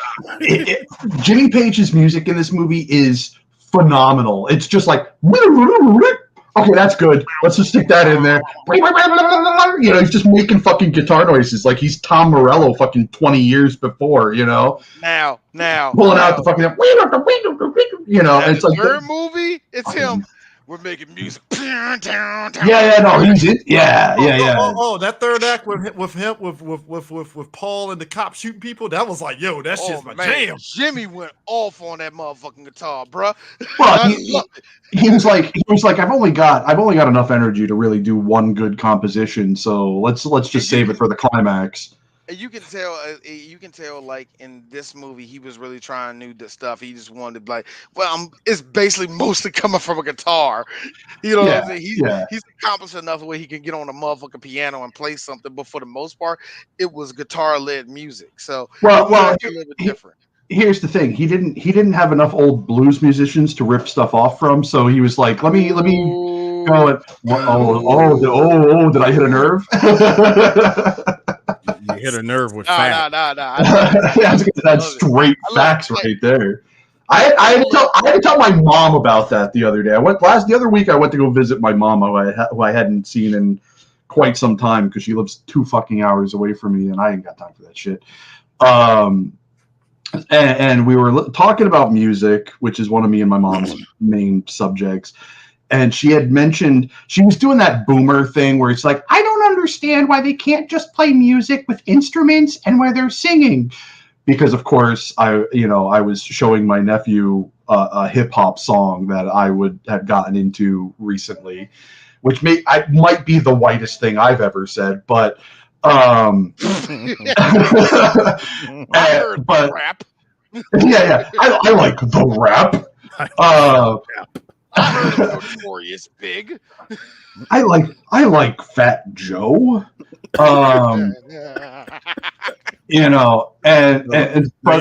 got to say it the right way, Bo. I like overweight Joseph. I like morbidly obese Joseph. I like Remy Martin. Don't even call him Ma. Yeah.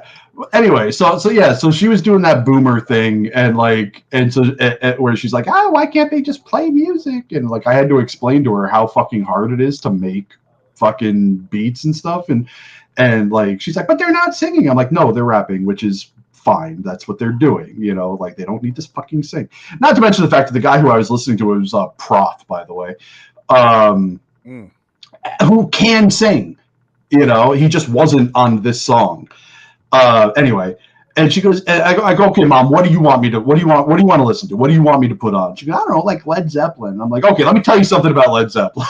And I went on for like a half an hour about the amount of fucking music they stole. And she's like, I don't think they stole anything. I just think it was inspired. I'm like, okay, I'll show you the videos later, Mom. Hey, I almost got I struck a nerve with a guy that walked in our job and was talking about old like rock music, because we was playing like some oldies rock station, all that shit in the store, and he was talking about how great Ozzy Osbourne was, and Right. this is D. And I said the truth. Hey, if Zach Wilde left, would Ozzy have a song? He wanted to fucking fight me. But where's Fight me. But where's the lie?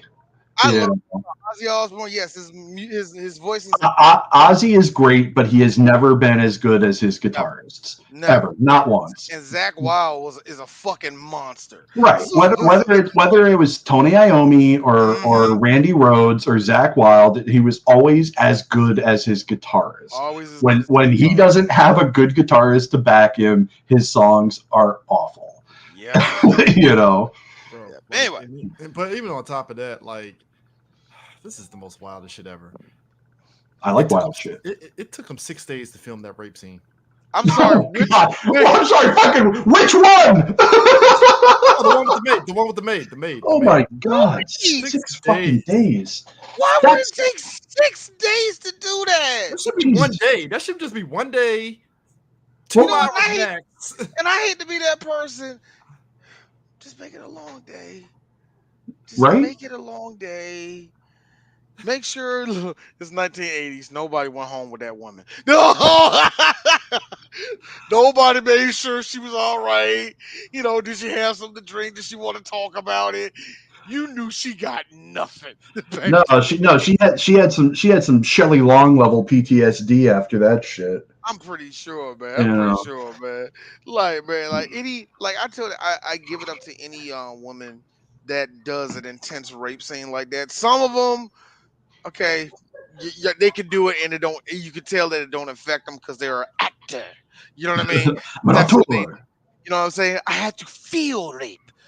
Don't tell me you method it. I method. Oh my god! But you can tell some people they are up to do it because it's a challenge for them. Sure. And then sometimes it's like that director know they can get over on an actor that's only have 2 movies under their name and are willing to do anything. Mm-hmm. So we can kind of push it to the limit. There's so like no I said, reason. Shout out to any woman that has to go through a rape scene in a movie, man. There is no fucking reason that scene should have taken 6 days. I mean, yeah. Did you read that right? I read that right. 6 days. To the point to where she said it was very grueling, obviously. Yeah. Y'all know. That. So, it's. I mean, fuck. I can see 2. I can see 2. I can't see 6. There's two locations. I can see 2. One in the living room. One in the bedroom. Yeah. Exactly. That you don't need more than that. 6 days. I'm like, did they just stop after like first thing was like, all right, we're gonna go to the next day? Did Lawrence Fishburne get sick or something, man? Like, well, yeah. What was there, like an extreme case of chafing? I mean, was the guy? I can't believe I'm saying this. Was the guy not hard enough? Like, what was? No, I say that because think about it. I don't think they were actually fucking. That's what I'm saying. I mean, look, I will say this. This is unheard of now, man. That is so Eris. You didn't hear the fact, did you? No. What happened? So hit him with the truth. One of the trivia, and this is apparently it's 100% true. Why is it in the trivia section? Oh my god! It took him 6 days to film the rape scene with the maid. Look at the genuine shock of like. I'm surprised. I'm surprised he hasn't already asked the question that we asked immediately, aka which one. No. I had to stop. I had to Yeah. stop. And just, No. Yeah. I had to internalize everything that was just being told to me. Yeah. No, it's a lot of information. So I just have one question. Well, two actually. One, which one? Two, the first one. Yeah. First one. Why do I have a feeling there was a deleted scene of an extended? Never mind. Second. I got you. Second. My second question. Why? That's a good question. Damn near a week. Y'all didn't film that much, right? There was a lot of cutting. Mo pointed out the best part. Oh, they didn't really have sex, did they? Yeah, right. It's not like they had like actual sex. It wasn't. You know what? I hate to go that far. It wasn't a scene of her going. It wasn't even that.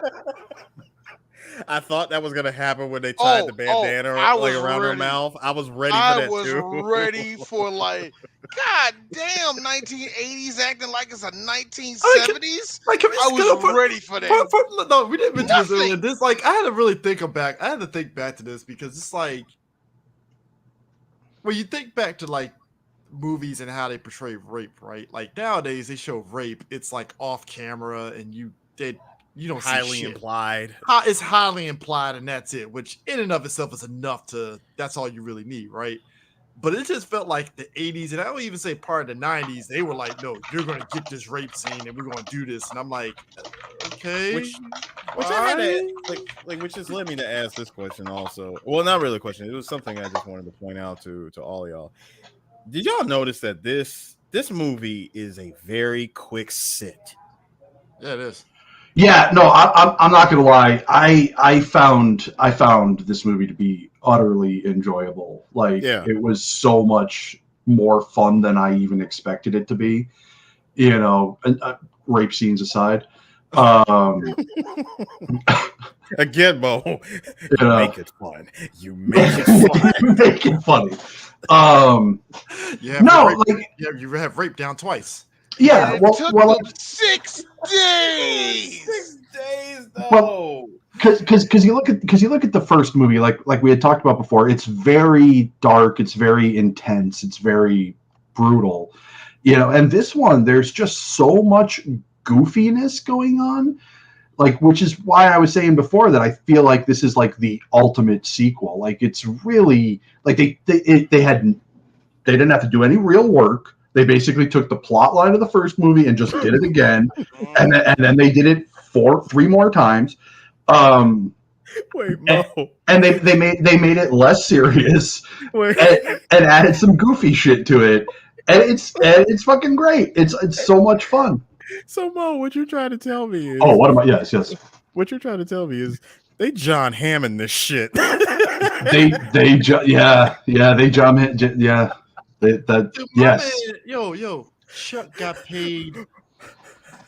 Rape scenes. If I did this whole movie with nothing but rape scenes, you would and no action and no goofiness, you wouldn't have anything to say. If I made this serious, if we made this another picture of society. Look. I don't know many things, but what I do know is Death Wish finds a way. Hey man, look, Chuck Bronson. Hey, I got a question real quick. He got paid $1.5 million for this shit, so yeah, it definitely found a way. 1.5 million. Do you know how much that was back in '82? That was a lot. It was a lot in '82. Yeah. That's a new Chrysler I want. I want to upgrade my Buick. Hey, Chris, I got a question. What the fuck is this falling out of Lawrence's face?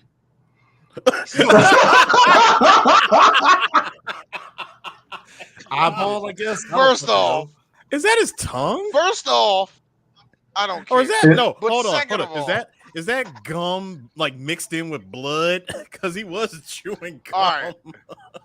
All right. That's Before kaboom. honestly one of my favorite death scenes in the entire movie. Like it was awesome. so good. You know what I did when he shot that, I just thought of like Mystery Science Theater. No, he murdered hip hop. I was gonna. I was sitting here thinking. I remember watching that, thinking to myself, that is a very literal interpretation of a ghetto blaster. Of a ghetto blaster. Radio. So this is where Nas got the inspiration for "Hip Hop Is Dead." Oh my god! Turn down the music. Turn down the music. Why can't you play songs with instruments and actual singing? Bring in the noise, bring in the funk. This is, hey, call Big Daddy Kane. Tell him who shot you. I will look.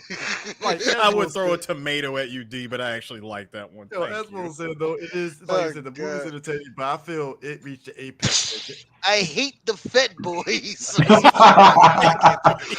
The Fat Boys ruined rap. Hey, look, man, Death Wish 3 is definitely apex Death Wish. I got one for you, sir. Where's? I need a beat. Tevin, you won. You fucking won. Ghetto blasted. That is fucking good. Oh, chef's kiss, my friend. Chef's kiss. That is. I would like that's prime. I would like to imagine. I need a golden. God, that's better. That's better than any joke any of us have made tonight. That is so good. I would like to imagine. I would like to imagine the other one-liner given to Lawrence from Kersey would have been, "I wonder how you're gonna live without your radio." Mama said, "Shoot you out." Oh my god. Oh, hold on. Better yet. Shout out to Lawrence Fishburne that told Michael Winter to his fucking face, "Nah, Daddy, the glasses stay on." Those some good ass sunglasses. They stayed on in the middle of all that shit. They're part of my character. Yeah, gotta say, Lawrence, for a nigga that got shot in the face with a rifle, with a motherfucking revolver. For a dude that had a Sony blow up in his face, I gotta give it up to you. No. That was the. Hey, listen, that was the real sirs. That was the real JVC kaboom box. Okay. And that old ass fan, busting your face like that, nigga. I gotta tell you, after I was done watching this movie, I started mind wandering as I do and thinking about alternate realities, kind of like what we were talking about before, but like imagining other movies with Bronson in the lead and like the places you could go with that. I mean, I had one on the tip of my tongue. Like it was a really funny one. I also think of other movies of other actors who could have played the Bronson role and how interesting it would have been. But that's like serious talk. Like I was thinking like I was thinking like Tom Laughlin, like Billy Jack playing fucking, Kersey could have been real interesting. That sounds weird. That sounds weird, but I think Robert Forster would have been great. Robert Forster in anything is fucking great because Robert Forster is great. Yeah, just I got a question. I got a question for you, Mo. Since you mentioned like other realities, can you just imagine? Especially seeing how we're in this dark and gritty part of LA. Sure. Imagine, if you will, old man Terminator. Charles Bronson. God. Yeah. See, I'm okay with that. I'll be back. I still love you. This ain't over. Stick around. Are you Siric Gunner? Dylan, you son of a bitch. See? Oh my god, yeah, see, that's what I want. I want fucking Chuck Bronson in every Arnold Schwarzenegger role. Chuck Bronson, that would be I want fucking Chuck Bronson as fucking Conan the Destroyer.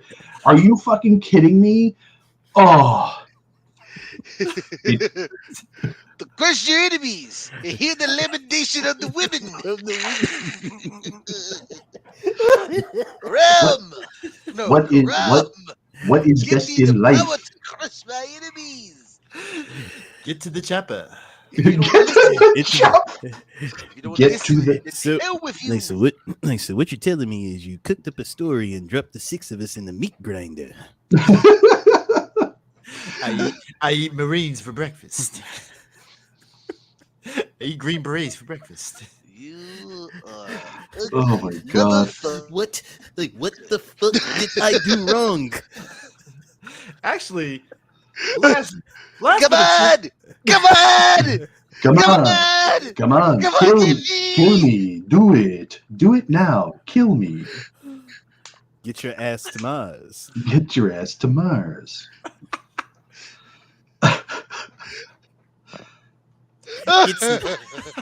We gotta Come go on. for the all time. No, wait, Mo, we gotta go for the all time. Come on, Richter. You got what you want. Give these people Aya. It's not a You at the tumor. see you at the party, Richter. You see you at the party, Richter. No, we gotta go for the Is that a all-time dude? line. Yeah, The all-time please. line, like the all-time line, sir. It's not a tumor. Right, exactly. It's not that. Oh my god. I love how even though I'm trying real hard to do Arnie lines as Bronson, I'm still doing them with the Arnie pronunciations. Yeah. Come on, Richter, give the people Aya. consider that a device. Oh my god. I told you that. Hey, silly. Harris. Hey, silly. Remember I told you I was going to kill you less? I lied. I lied. Why did you become a father? God, is there Imagine Charles. is there a fucking movie better than Commando? I don't think there is. Why did you become a farmer? Here's a couple of acres. See the thing? No, and because it's Charles Bronson, he doesn't kick; he just shoots you. Yeah. Hey, look. Wrong. Hey, look. Charles Bronson ripping out a chair out of a Porsche. Hey, look. This piece of trivia is like the least shocking thing ever. They filmed this movie in 44 days, and I'm not shocked. No, And 44 days, and 6 of them was a rape and scene. 6 of it was the Six rape of scene. them were- How? It took you 48 Again. Why? Oh my god. I got one. Let's kick some ice. Let's kick Ace to see you. the Iceman cometh. Everybody freeze. What happened to the Hey, DeVito, dinosaurs? why am I printing it? The Ice Age. Put the cookie down now. Hey, look. Can you imagine Chuck Bronson as Take 2 Alfred? of these and call me in the morning. Hey, yo, Chuck Bronson was Alfred in '89 Batman. That would have made it right there, That would have been pretty good. That would have actually What? Chuck Bronson is Alfred? Alfred. bro. That, you know what? I would have lived for that. Yeah, that would have been good. You mean to tell me we sacrificed Michael Gall for Charles Bronson? Yeah. Yeah. Let off some steam, Bent. I'm so stupid.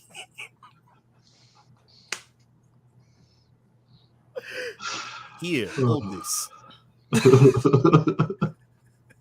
Stick around. He'll live. If it bleeds, we can kill it.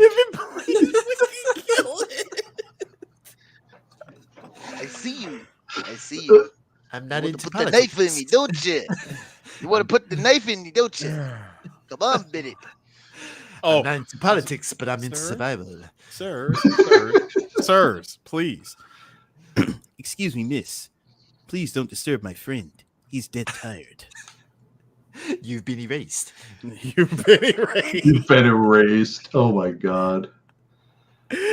Sir, can I please see your invitation? This is my invitation. Here's your Actually, here's your that's a real subs- good Charles. I got a good one. Here's your Sub-Zero. Now, plain zero. Anyway, so Oh man, Bro, it's y'all been out fun. there. Yeah. You're fired. You're fired.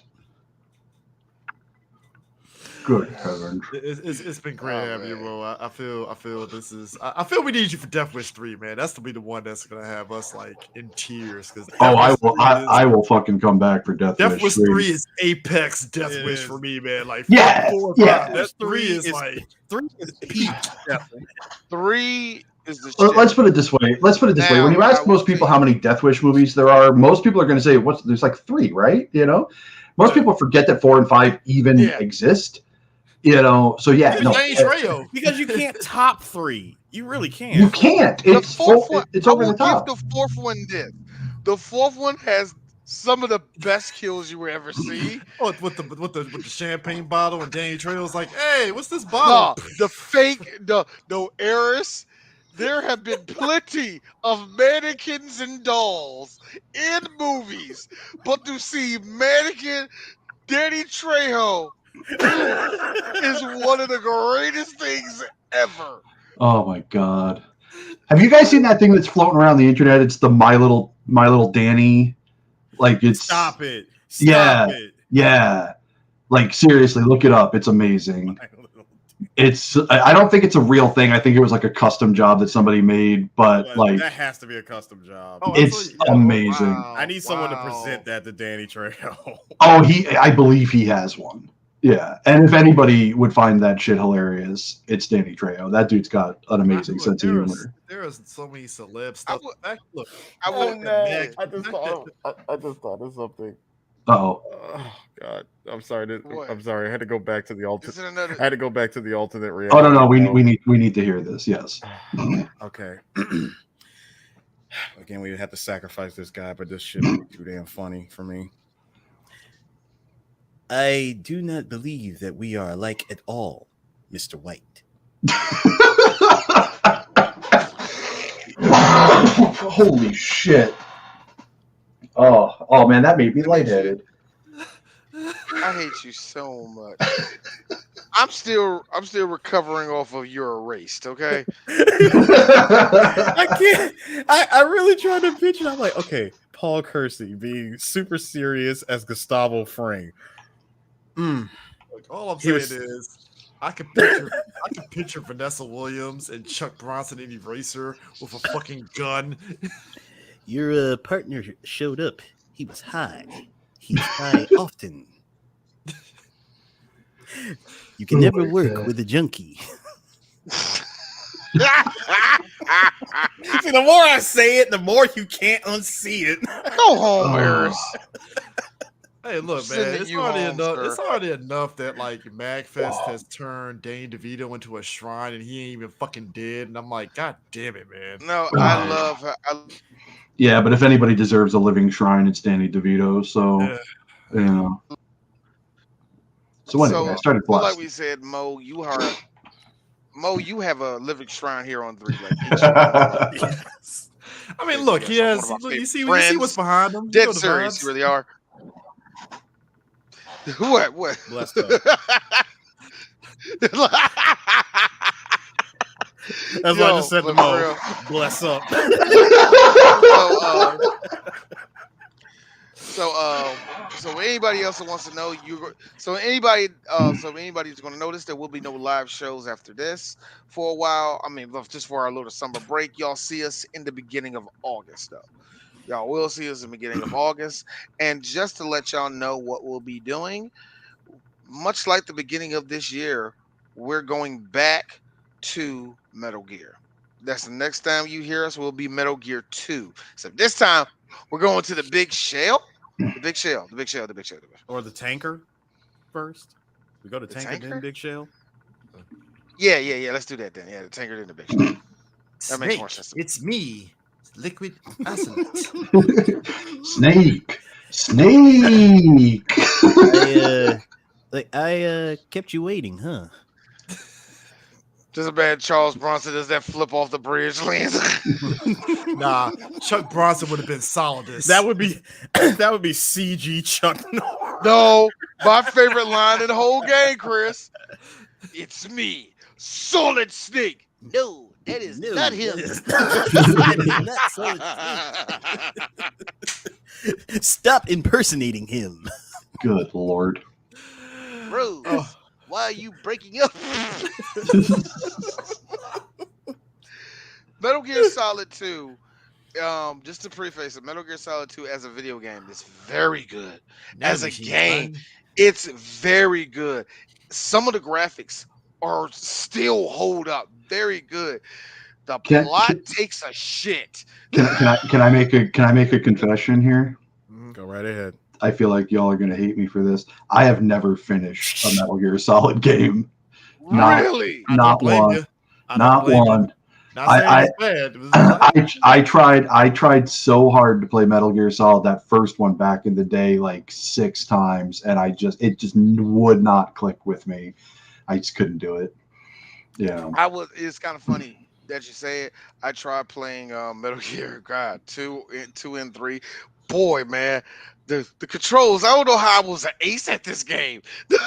I mean, you know what? The controls ain't that bad, but it's like, wow. I go back and without thinking back then. You know what I mean? Like, what? Well, I feel the same way about the early Resident Evil games with the tank controls. Like, I think to myself, like, how the fuck did I play these? Yeah, see, that's why I will never tell some Gen Z kid, hey, play the OG Resident Evil. I'm like, no, play the fucking remakes, you know. Somebody told me something like that. I'm like, don't do that to that child. Why would you do that? Yeah, I'm gonna hate Resident Evil after that. Like, yo, fuck this game. Like, if I wanted a kid to hate a video game, I'll give them Bubsy.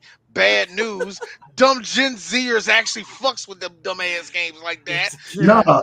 Like if anything, if anything, go back and play 4. I mean, even 4 is a little clunky. Like the GameCube version is a little clunky, but it's still, like, story wise, it's a fucking near perfect game. It's so funny. Sorry, hold on, just to confirm, Mo, you said you never finished any Metal Gear game? Any Metal Gear games? Not a single one. Not a single one.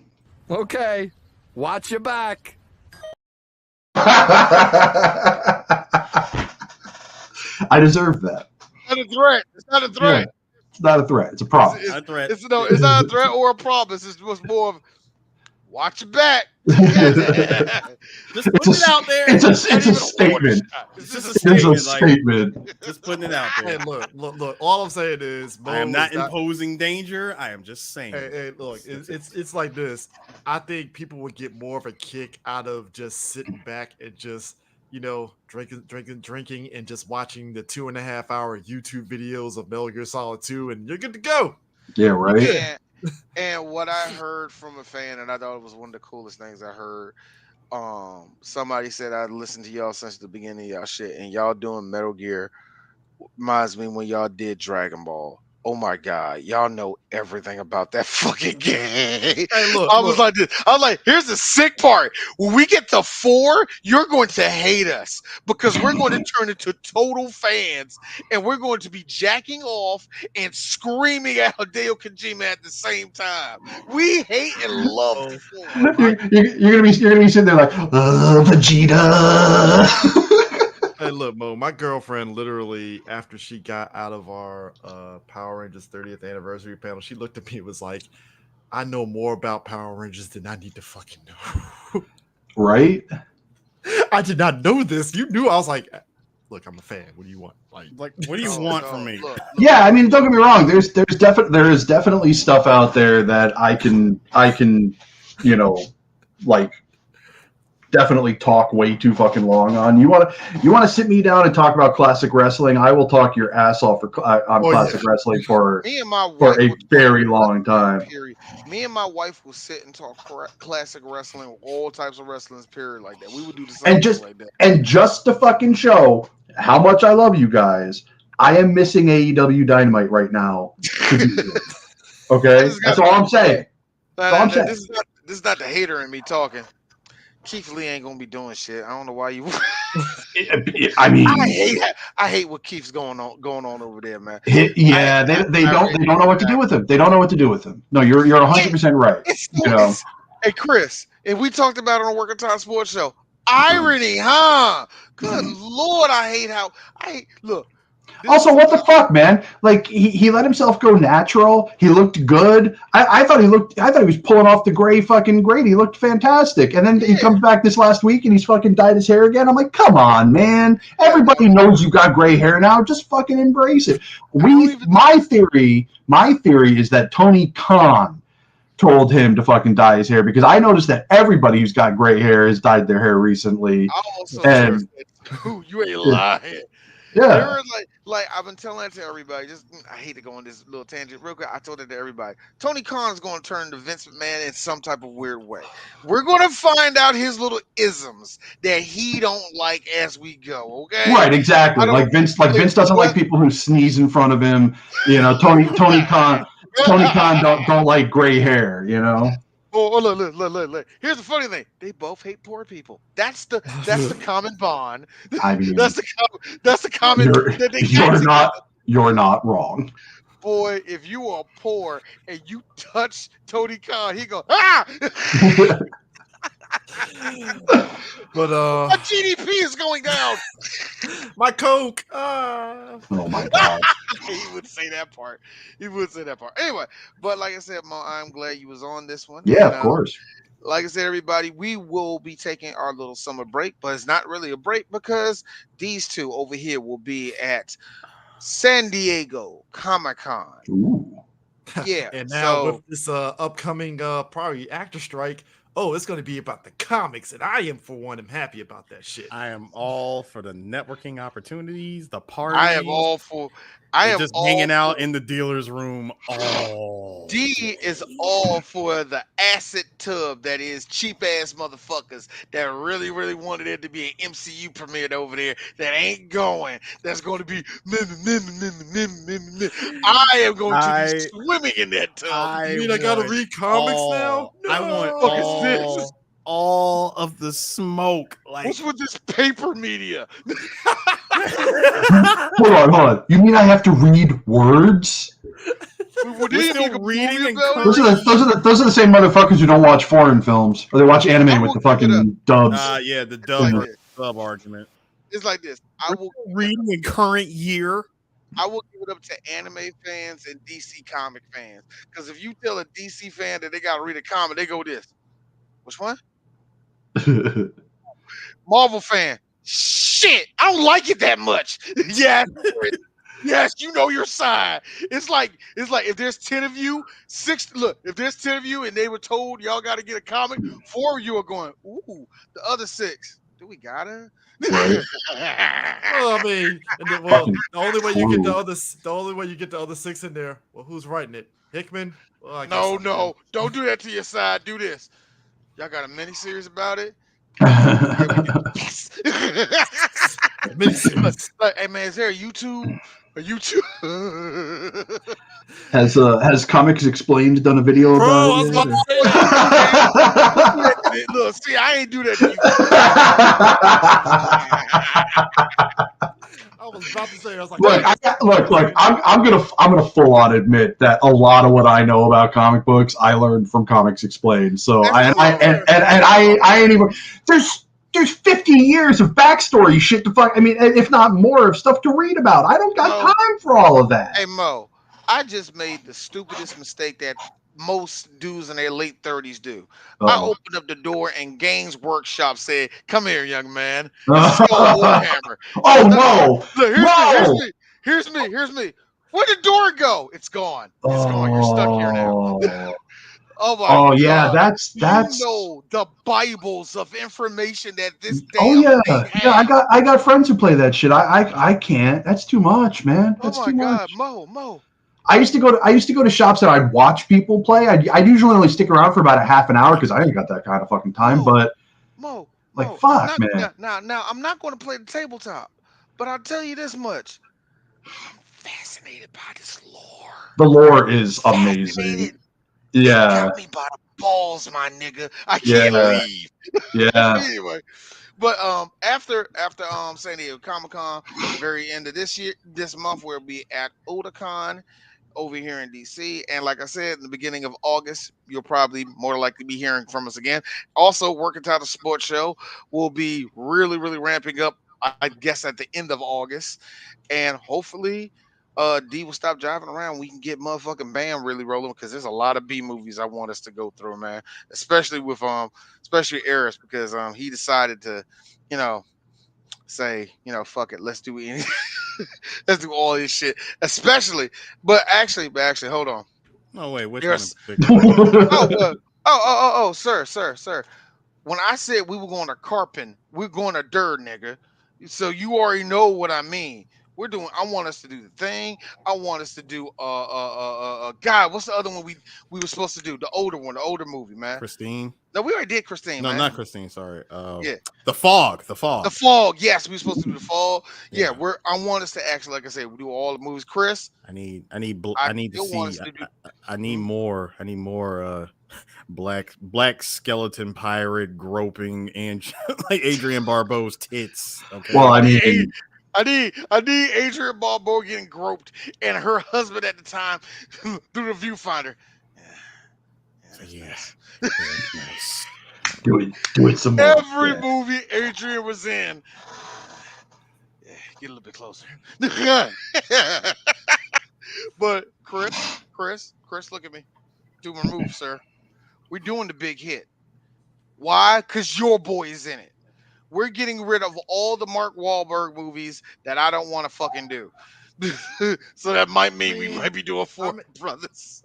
I mean, look, don't Four like Mark Brothers Wahlberg. should be a 3BG. I think that 3BG. will be. I'm not going to fake. That might be up for a 3BG episode. But I other mean, than that, he's got a couple of movies that are worth watching. Not a lot. Four Brothers. I'm and not that, but Look. Anytime he gets with Peter Berg, Replacement he Killers? gets all no. Anytime he gets with Peter Berg, he just turns into Charlie from It's Always Sunny when they go all America and shit. I'm like, bro, yeah. only thing Mark Rock, Flag, and Eagle. Yeah, basically. I'm like, bro, like we gotta get the Boston Bomber, man. I'm like, bro, like, come on, it's for America. Hey, Mr. God, Goat. this is Boston. MacArthur Pie. But yeah, also Eris, Rocco. We need to get our Rocco on, yeah. And I really want us to do I See Linda, I See France and act all of that shit out like you usually do. But anyway, that is it, everybody. Thank y'all for listening to us. We see y'all in a few weeks. Peace.